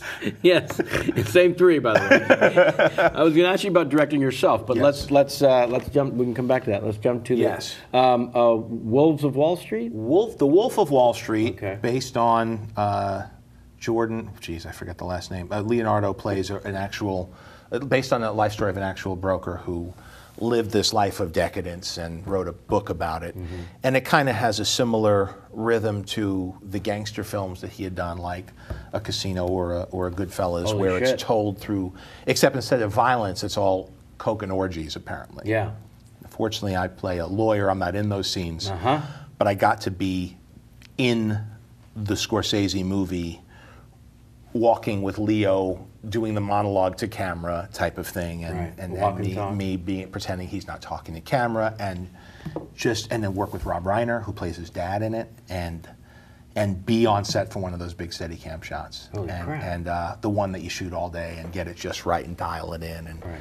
and it was great because so much of it was I've been hearing, especially from you, what it's like to work with him, and it really struck me what an open, happy, generous, laughing, tickled, amused guy that he turned out to be. And just to see how loose he was. I thought he was going to be like a boom, boom, and there were certain things he was. But for the most part, he would laugh at the monitor. He'd say, oh, try saying this, try doing this. Or what would you do there? Or how would you say this? And it was such a disarming environment. And While being meticulous, I think, about his composition, yes, probably. the freedom within is complete. But when they were roughing in the shots, and he was working with a DP he hadn't worked with before. Oh, really? There was a lot of back and forth, and Oh, this was Bobby Yeah. Richardson. Yeah. My go-around, which, yes, you know, yes, the is- great Bob Richardson. Holy fuck. Yeah, he's So he's working with a new guy. Well, that's isn't yeah, and so there was a lot, especially there were certain shots that were designed. Yeah. They were all designed, but when he would rough it in, it wasn't like he wasn't like Hitchcock walking in with. There were certain things that he sketched out, but there's a lot of things where he's just sort of seeing what we did and then lining it up. And I was only in a handful of scenes, but my God, that was, that's bucket list time. Yeah. And I finally got to be there, and half of my effort went into performance, and the other half was like, don't forget a minute of what's happening now. Right. Because as a director, you want to learn, you get to sneak onto somebody else's set and watch them and learn from them. And so I just tried to be a sponge. But you had always done that, according to the dossier. From the very Yes. beginning, you were sort of drawing, even on Rudy. Yeah, especially Rudy. Yeah. Yeah, David Onspa was still one of the best I've ever worked When with. you and Vince were stuck in South Bend. South Bend with per diem and nothing but time on your hands. That's true. Now, okay, so directing yourself, here's the thing. I'm allegedly eventually directing this movie that I wrote. Yes. And I foolishly put myself into the part. He's sort of the guy who is the audience listening to the detective tell the story. Yes. And so he asks questions that allows for exposition. But Yes. and I needed an everyman, and I thought, why should I give this to Tony Shalhoub when I'm competing Yeah, with him sure. for these parts? But so I went around and talked to actors who directed. Yes. I have not done that with you. Yes. And so I want to ask you this one thing that the wonderful Tom Hanks, who that thing you do, so Yes. beautiful and wonderful. I said, give me the one thing that you fucked up on your first time. That's what I really am curious about, your first time. Now you've done 73 films. But your first time, what was the one thing moment you wish you could have had back? And he said, well, I was working, he had great DP, Tak Fujimoto, Sure. and he said, the scene is where the guys first come into that big, big theater. Yes. They're going to perform in this big theater for the first time. Yes. And he said, I woke up in the middle of the night at 3 in the morning with this epiphany of how the shot should start. So I got to the set, first thing, I grabbed Tak, pull him into the theater, I go, here's what I want to do. I want to start on that chandelier, that old chandelier that's been there since the 40s. And the guys will come in, we won't see them, but we'll hear them. And they'll come in the bottom of the frame, and we'll just slowly come down, and just as they're reaching the stage, and we won't waste any of that time with them walking in, we'll hear all that. And so I just see this beautiful move, and Tak says, okay, all right. Tell you what, why don't we have the actors come in and run the scene, and then we'll figure out where to put the camera. And Tom goes, you mean like every other situation I've ever been in as an actor, where we let the actors do the scene, Yes. and then you have the thing, and we go over on the side, we figure out where to put them. And Tom said, yeah, I let go of the chandelier epiphany real fast. That's interesting. I was much more interested in what the actors were going to do. Yes. Because it wasn't a shot or a scene about a chandelier from the 40s. So, was there a moment, or any moment that's come across where you talk about being on the set of Scorsese, some sort of educational moment where you thought, I'm filing this one away. This is a keeper in terms of circumvent this little. I think it's a disposition. Puzzle. I think it's the disposition of finding what the scene is about. Yeah. And so much of my job as a director is really just dialing in the actors as to what either we just did before, right, or what's in the script, and we talked about what that scene was going to probably be like, right, and what scene is next, and giving them a context of where it falls within the arc of the story. Or sometimes conspiratorially saying, listen, this is what happened in this other scene. I know you're only in this scene, but I'm going to need you to change the energy here as a rhythm thing. So what I need from you as a storyteller is this. And as soon as they understand what the goal is, they may have a difference of opinion, but at least there's a conversation going on. And oftentimes I'm not sure about exactly what everything should be. And so if there's a different idea that's strong, I'll do both. Right. And really try to do my best version of both. And then in the editing room, look at how it's all going to fit together. But I'm very rarely the type of director like, you come off of this and you come into this. I just feel embarrassed. I just would never, I'm not that kind of, I don't feel like I have that background. But I do know I understand what an actor, I could look at an actor's eyes and draw insight from their thoughtfulness. Or I will have watched Gwyneth and Robert having an argument during a rehearsal, and then we'll have written in the argument that they had, not as the characters, but as the people, and then use it as their characters. Right. And then they hook into it. They know I'm watching and listening, and it hooks them into that energy. So I get them to hook into, or with Vince, a bit that he had done at a late night at a diner, working it into the script, and then using that as a hook. Because I, as an actor, know I need a hook to get into the right voice, to channel the right energy, the right emotion, to get angry, to get sad. And so I try to give those tools and trick the actors into easily doing it, as opposed to making them have to do the hard work on their own. So I try to really be a good golf caddy, kind of. Right. As far as directing yourself, I had done it early on, and it's harder to do, like with Happy Hogan. In the first Iron Man, I did very little because it was like I had so much on my mind. By the second one, I gave myself a bit to do that I could sort of keep on my own time with me and with Scarlett. But I'm basically background in most of the scenes. In the third one, I get a lot to do because I'm not the director. I get to be just a friend of the family and a producer and right, a cheerleader, but it also allowed me to have a lot more fun with a very supportive group of people between Shane and Robert and Kevin. So I got to do a different version than I would have done had I been directing, because you often feel like I don't want to be selfish. Sure. I keep thinking of Eugene Levy on SCTV when he's directing himself, screaming "cut" in the face of the actress in the middle of a love scene, and that's what it feels like to me. Right. Because when you're actors, there's an equality.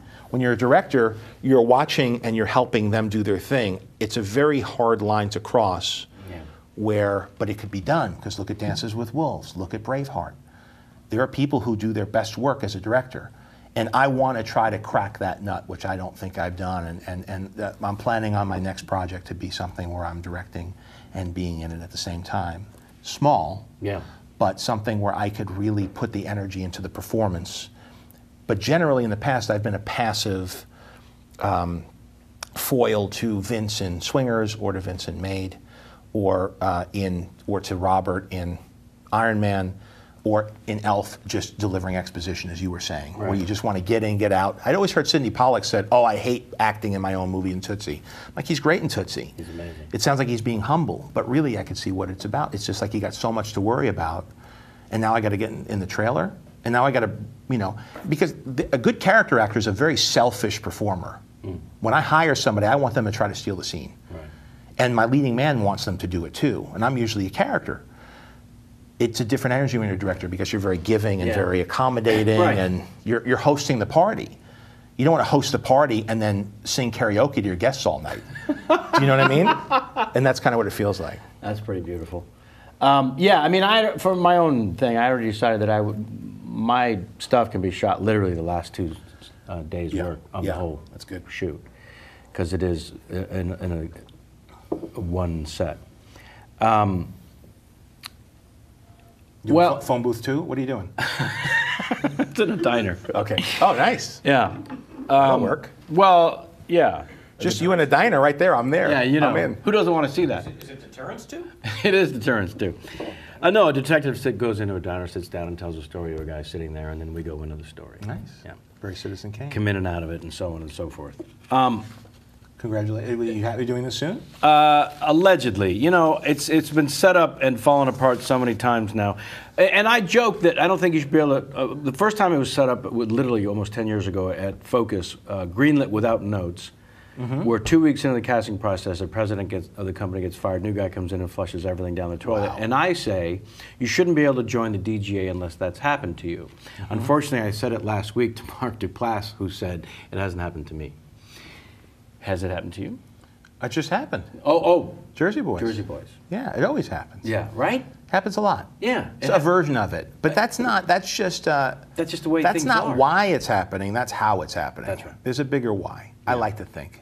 I think it's all connected somehow, that there's some big lesson that you're going to understand at the end.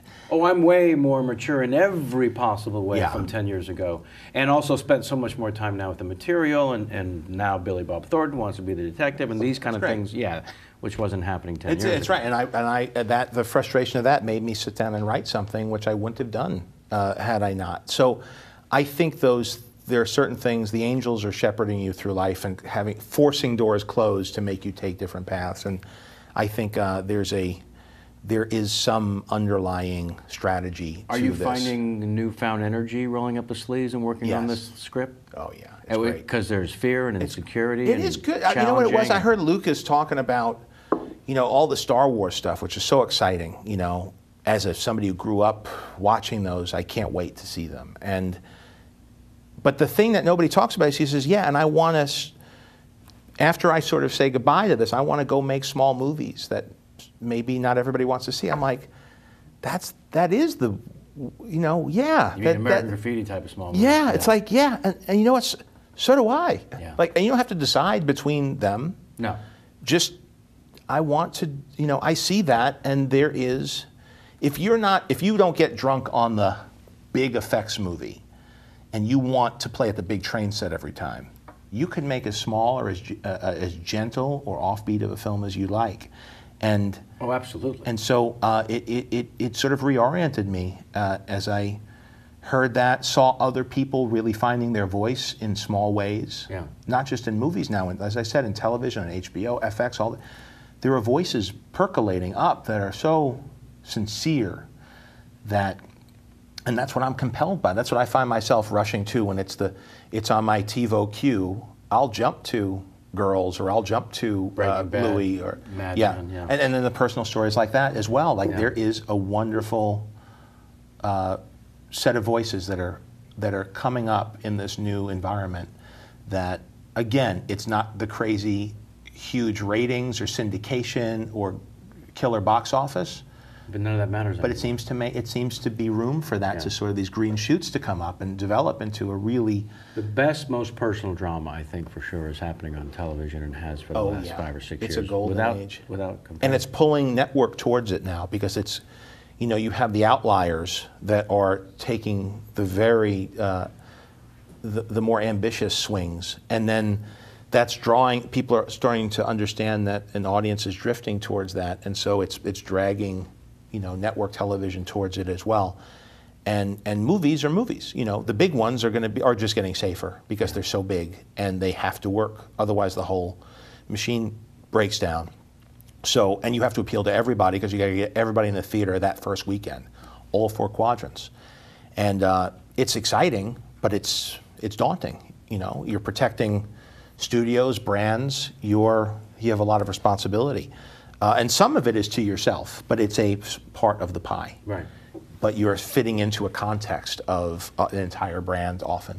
And so it's fun and exciting, but it's also fun to be able to go and just, do a small thing that you want to do that may not make everybody laugh or relate to it, but it's off the beaten path of You whatever. have that like. opportunity now. Yeah. I mean, you just have to say, I want to do it. That's right. I mean, Soderbergh seems to. Soderbergh is great at it. Yeah. Soderbergh, and by the way, I would argue that Dances with Wolves, Braveheart, those were all, that was all, remember that was the whole one for you, one for me time of filmmaking. sort of changed a little bit. Those were all the one-for-me's that won the Oscars and ended up being these profound works. So, you know, it's always been sneaking one by because they never want you to, they always want, you know, even the brave executives, it's going against their DNA of what their job is. Right. They want to deliver safety and security each fiscal quarter. But there is an opportunity if you could keep your scale small enough to, because of new media, DVD's kind of on its way out, but VOD and online streaming, different, you know, there are different content providers, delivery systems that are looking for content. And so if you could make it work within their parameters, and also the international market's growing so much, especially non-English speaking, that there's movie theaters being built, you know, in Russia at a staggering rate, China, everywhere. So there are people who want to see this, and there's a way to create a world community of people sharing in this content, both online and in theaters, that it is a shrinking, as things are growing culturally, we're all shrinking and informing one another and understanding one another. So it's a very, very exciting time. And people could be finding out about our culture by this. People can seek this out. And if they're curious about you or me or something we're talking about, there could be a kid in Thailand looking at this thing and learning about comedy and movie making. Literally saying, why did they play Who Tweeted? I asked myself that. The first time, or when you brought Harrison Ford to Comic-Con, was that his first time there? Yes. Oh my God, I've got to get a little glimpse of that, if I may. That was us sitting around the campfire, literally. I love that guy, by the way. He's the best, and he's everything you hope he'd be. And here he was playing a cowboy, and us sitting around the campfire, and we're all getting ready to go to Comic-Con and do a little teaser reel there for Cowboys and Aliens. And I said, so, what do you think, man? Comic, just in and out. We're all going. Daniel's going. I'm going. They'd be so happy to see you. And he said, if I went, the only way I go is in handcuffs. And I said, what if we got handcuffs? Could we get some handcuffs? And he laughed. He's a very funny guy. I don't know if you've had the chance to talk to him. The best storyteller. I mean, like old school Borscht Belt. Wow. Myron Cohen stories. Wow. Like that kind of storyteller. Wow. He's hilarious. But loves to tell an engaging, long, I mean, it's like going to be like a 10-minute one, but it pays off. Right. And he always likes a good laugh. And so, yeah, that would be, so from the prop guy, we got the handcuffs. We flew out, and he came on stage in the handcuffs, and just, I've never heard such a loving reception of 6,000 people, surprised because it wasn't announced, and just seeing him and just rewarding him for all of it, everything. Yeah, everything. He's the guy. Between Indiana Jones and Han Solo and then all the other work, Mosquito Coast, and you know, he's done so much. Now here he's going to be in Anchorman 2, which is like, Ooh, yeah. That hasn't hit the wire. Yes, it did. Did it? It's been out there. I only know from The Wire. I have no inside information. It's not like he's calling me. Favreau said Anchorman 2. But what a great, could you imagine what that's going to be? Oh my God, that's worth the price of admission. So, so he's just, so having him there and just being in his, him flying me from set in his helicopter in the desert, and not being the best flyer anyway, and realizing that I'm in the co-pilot seat, so me gently asking him, so if I notice, if something might, he says, if I die, you die. Is that what you're asking me? Oh man. Yeah. And did he have anything to say afterwards? The Comic-Con thing? Yeah, did he suggest that it was fun at all? He'll never say, he's dismissive and humble. Right. But I was moved just being next to him, feeling that outpouring. I mean, it was like, you know, Pride of the Yankees. You know what I mean? How could it not be palpable? Oh, it was so.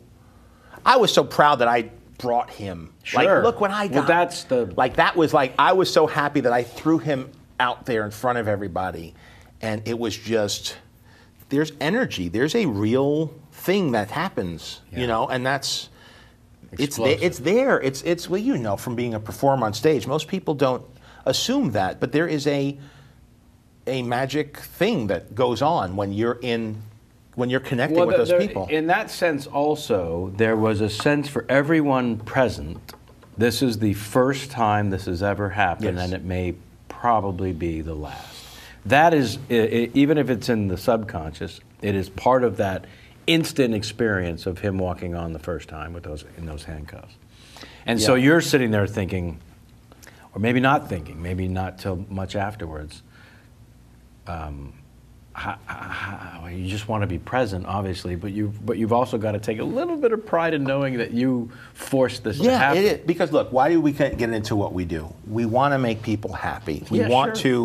We get inflated when other people are enjoying themselves. Right. And I notice it with chefs. I've been doing one of the thing I wrote has set against the backdrop of a culinary world, right? Ah. Chefs are very much that too. You know, you think it's all about ego and driven, but really the bottom line of what they want is they want to make sure you like their food. Same thing with movies. I have a vision, I want to do this. Do they like it? Yeah. Did they laugh at my joke? Right.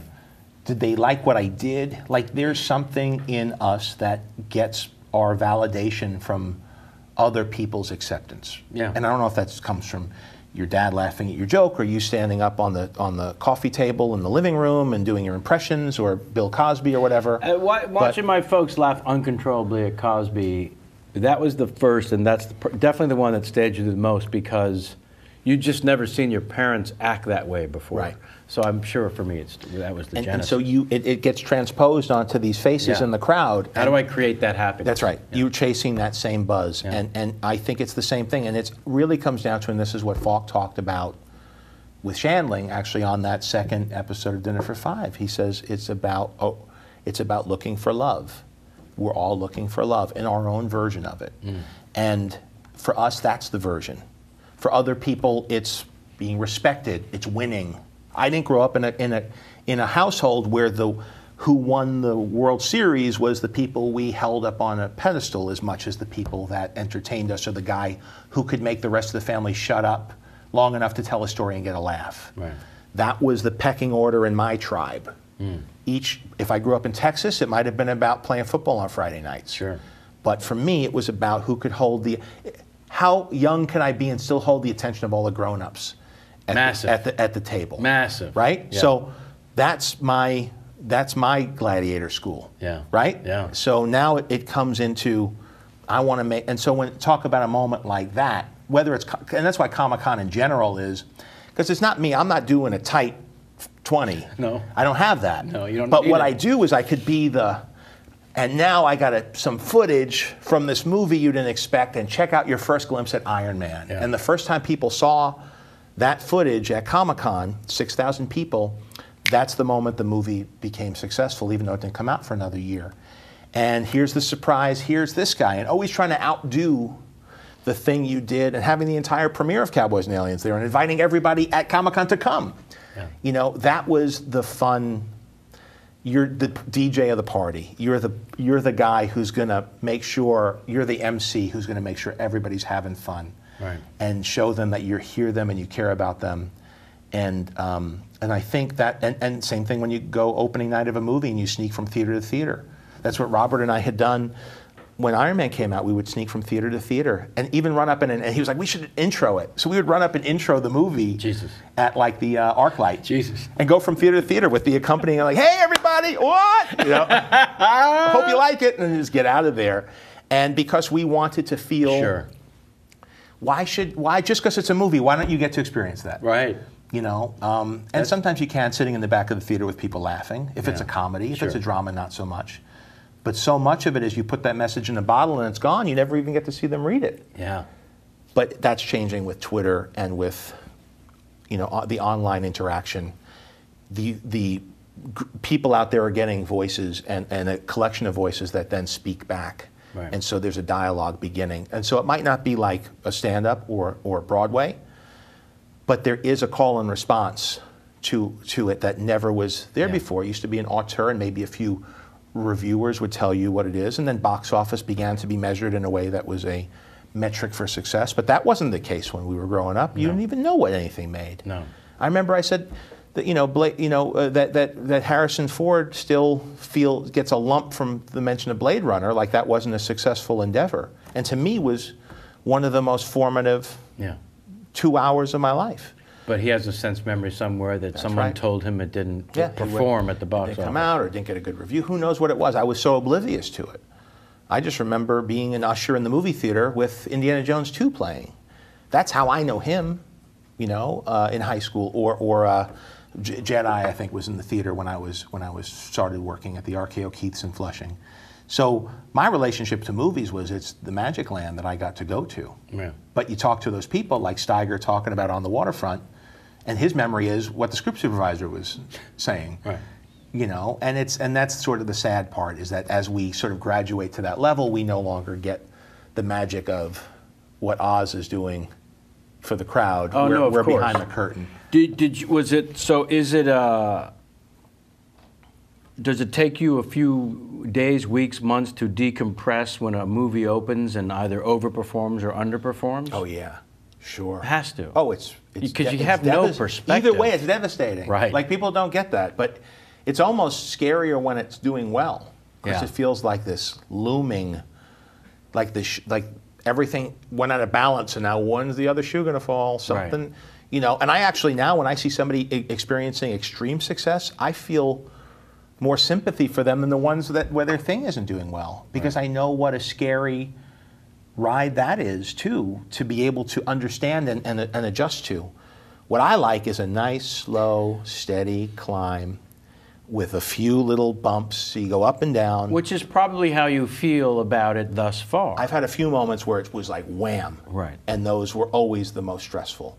And then I've had a few where it drops, but at least that's kind of like, of course it did, Of course Zathura didn't do well. Of course they didn't like what I had to say. Well, yeah, but boy, oh boy. There's sort of an expected failure. I don't know, I'm more accepting of failure than I am of success that's more than I expect. Right. But ultimately you wrap your head around it. But again, through usually... But there's a sadness, though, when you hear Harrison Ford get a lump over Blade Runner. For me, there was a sadness when you mentioned that, because everyone else, literally everyone else, just considers it a classic. Yeah, and I think he's come to accept that as well. Right. But it's, when you're front row, it's different. When you're driving the airplane, it's a different experience than when you're a passenger in the back. It's just a different thing. Right. Well, that's my question to you. When you taste the level of glory that you found more unnerving, of that spike. Unnerving's a good word. So when you've tasted that, there organically has to be a part of you that is never confident but wishful for a version of that every time you go to the plate. You know it's not possible. I don't feel that way, honestly, sincerely. You don't want to ever feel like your best work was behind you. Right. That's a fear, but that becomes more about being brave than being safe. Right. And the only way is to be brave. I think so. I think that's the thing. If Iron Man is the movie that makes the most money of any movie I've ever made, or Iron Man 2, I'm blessed. It's afforded me freedom to connect with people, to get kids thinking it's cool to study science, to have a hero that exemplifies second chances, and that the rise of the hero isn't always the kid who's coming up out of, from youth into adulthood, but it's also an adult that has maybe wavered and rededicated themselves to something, to a higher cause, right? So to know that energy is out in the universe, and we're presenting our society as something that's complex and has humanity and humor, as an ambassador through this work, or a small piece of it, I like that that's a face that we're showing people who are learning about us, other than what we do through, just through politicians, or I like that they're seeing sort of peeling back who we are, and people are seeing us for who we are. And Robert's a guy that shows you that's a billionaire. You know, he's flawed and he's broken and he's self-conscious and he's worried, and but yet he's brave. And so I like that. But when you put as much heart and soul effort and the same amount of energy and your life force into Cowboys and Aliens that you did as Iron Man, with all the Iron Man histrionics, sure, and it doesn't rise to the same level. No, But you know you did something you're incredibly proud of. I think it takes time, right, to figure that out. Like Made wasn't Made. Now is a movie that not a lot of people saw necessarily, but it's the one that has hung tight and tough, and people come to me. So I guess what I'm learning now, and what this information age affords us, is the people. As long as people feel strongly when they do like it, like I don't have to connect with everybody. Right. But those people over time find their way to something, right? And it floats there, and it keeps it relevant over time. No question. So Rudy was a failure at the box office, which is astounding. But has now floated through our culture and become a staple on television. And people come to me and say, "Oh my God, I showed it to my class. I showed it to my team." Like those are the things that gives me the bumps now. And I've been in movies that have won at the box office that haven't really maintained relevance. But I think if you invest enough in your work and in the people in your family and the people in your circle of friends, and keep everything on a human scale, even though the world is so big when you're playing at that table, keep it as small and as human as you can, and make sure that you're connecting with the part of you that you're learning from. Then I think you're going to be. It's so much of success and failure is your interpretation. And so what I work on more is how the context with which I view the world, not so much with, you want to do well and learn your craft well, but more of it has to do with what your disposition is. I could argue both sides of the case that I'm a great success or a great failure at any given moment on any given project. So it becomes a choice. And I don't think it's just us, I think it's everybody. I think that's part of the human condition. You've got to take incredible solace in knowing that you left everything on the court. When you do. Yeah. When you do. Right. Sometimes you don't feel that way. Sometimes you feel like you made compromises when you shouldn't have. It's tough to look back. I mean, you could kind of look back later, but you're really looking at something that went. This forensic thing doesn't help that much. No, it really doesn't. Because if you're looking for a lesson and an education that we talked about comes more from failure than success, then you're going to find in your forensic work decisions were made for the right reasons at the time. Yeah. As long as you're doing that, and you can't, and you have to also look at each premiere at a box office is seen as this metric, but really, I did a Q&A at the DGA with James Cameron, and so I looked at all of his work, and the most interesting thing was The Abyss, because The Abyss was not financially successful. No. But if you look at The Abyss, it was like I was saying about Freaks and Geeks also, if you look at Freaks and Geeks, you see the continuum into all of Judd's work, into Paul Feig's work, all the actors' work. If you look at The Abyss, you could see when he was working through the ideas for Titanic and working through the ideas for Terminator and the technology, and then even into Avatar. Yeah. So how do you separate the pupa from the butterfly, right? In looking back in history, it all feels like one flow, dealing with archetypes, character types, dialogue, story structure.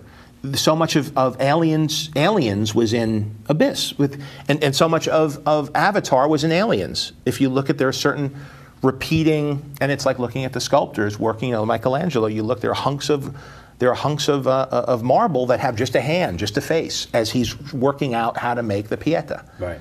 So I think the best thing you could do is just bring your A game, don't get in your own way, and just do your thing. And then when you're laying in bed and can't do anything, look back and try to figure out what it was. And you're probably not going to want to look back at it at that point either. Let that be for other people. The best you could do is leave it on the field, bust your ass, do things that challenge you, that you're curious about, things that scare you, and things that connect to you and make your hair stand up. Yeah. when you connect that you feel an emotional swell when Right. you write a line of dialogue or you imagine how a scene's going to take place or a piece of music that you're going to use that you hear in the car. Run to that and run away from that which makes you cringe, which is Larry David's thing. Larry Charles I worked with, and he said Larry David's whole thing is the things that make you cringe, don't do that. And that's your only divining rod when you're in the editing room or trying to work out something creatively. Right. Because that's the only thing that counts, is that cringe reflex. If it makes you cringe, stay away and then play over here. And you know, I think they all share the common thing of it's an experiential thing, and it's a process thing and not a product thing or a self-judgment thing. That's where I'm at now. That's where I'm at now. I don't know more than that. Sorry. Well, Yeah. first of all, thank you for all of that.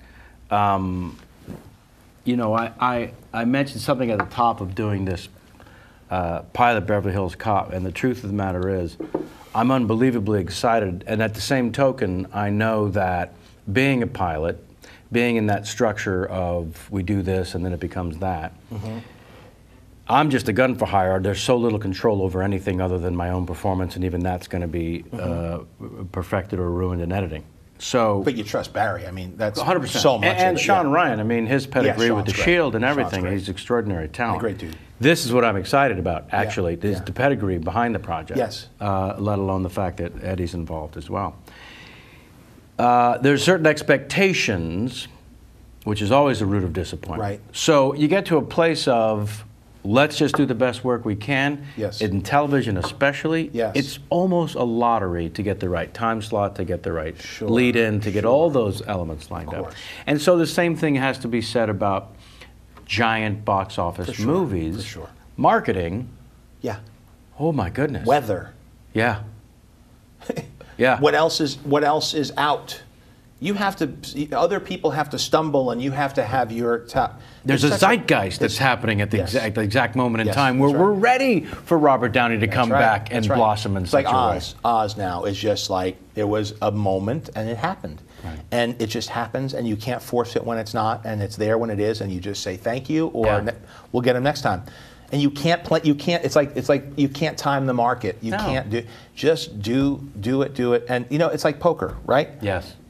It's a game of chance, but yet the same people end up at the final table quite often. And the reason it's a game of skill is that you want to get your money in correctly, and that's what That's I meant right. about. You That's did right. the best you could in that moment. That's right. Yeah. I play, and by the way, poker tournaments are a good example. Here's, if I bust out with the nuts, you know, or think I had the best hand, and I suck out, the other guy sucks out on the river or something, but I had the best odds going into Got that your all money in. right. I never feel bad No. when I lose. No. I never. Yeah. But when I play bad, Right. and I lose, that's when I'm chewing through my lip in the car. And when I win by making a bad call, I don't ever have I never enjoy it as much. It's a shallow victory for sure. But I know, and because the other people know when you're doing it with the right. You know, if you push in and you had, you know, you had the right hand and you Yeah. had the odds, and you got them the call with the lower odds, you won. I don't know if you saw or heard me talk about, but the last main event, I went all the way to the end of day 5, and it was the For the World Series? World Series Oh main my event. God, what was that like? First time in. It was First insane. time in? First time playing the main event. And now you put your own 10 grand or whatever it is on the table? Oh, of course not. Okay. I had a sponsor. Okay, good. Hollywood Poker. Love Nice. them very, very much. Nice. But I lasted to 134th out of 6,500. Was that in the money? 6,600, well into the money. Wow. I don't remember the exact number, 52,718. But here's That's amazing. The thing is about getting your money in right. And at that point, my mind is really locked on. At the end of this, there's going to be 2 conversations. How far did you get? What did you go out on? And I just wanted the what did you go out on to be not overplaying Yes. ace-jack, not being some sort of mistake. And when I went out, it was queens against queens, and he 4-flushed on the board. But you both had we both had your pair queen. of queens, Okay, but so 4 you hearts came out, and he took. Okay, but that, to So- me, that part of the story is not even as interesting as what you got him to call you at. But the great part of that is everyone's response is, "Oh, you poor fuck." No.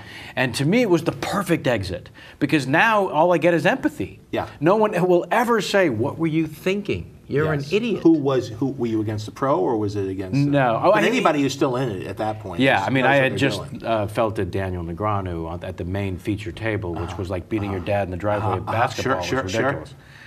But that feeling of, I got it all in right. Yes. It came around to me. I was a little short-stacked. That's a great life lesson. Yeah. And that's what's great about poker, is that you can separate the two things. And you do understand that although you're putting yourself in a position to succeed. Right. And that's all you have control over. And if the system breaks apart, if the souffle does not rise, if the people don't show up when you open the door, you can't control those things. And so you have to learn to control, to concentrate on the things you can control. And it's amazing how much that will affect the odds and your outcome. Yeah. But if you start getting mad that you flipped a tail instead of a head, what are you beating yourself up over? It's crazy, crazy. I have no patience for that sort of thing either, to be honest with you. Yeah. Thank you so very much for the last 2 hours. Unfucking believable. I hope it was worth the wait. Oh, God. Oh, I please. knew this would be fun. And thank you for all your, as you could see, you've influenced my life in many ways along the way, and your performances as a fan as well. But very proud of what you're doing here. Thank you. And you do it well.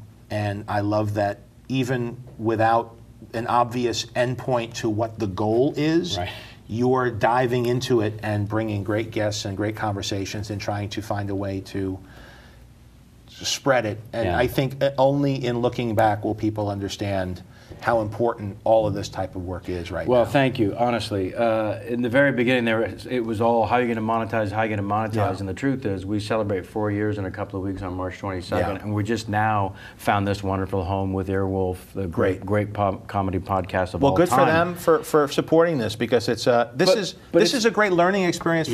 I wish you know what I mean?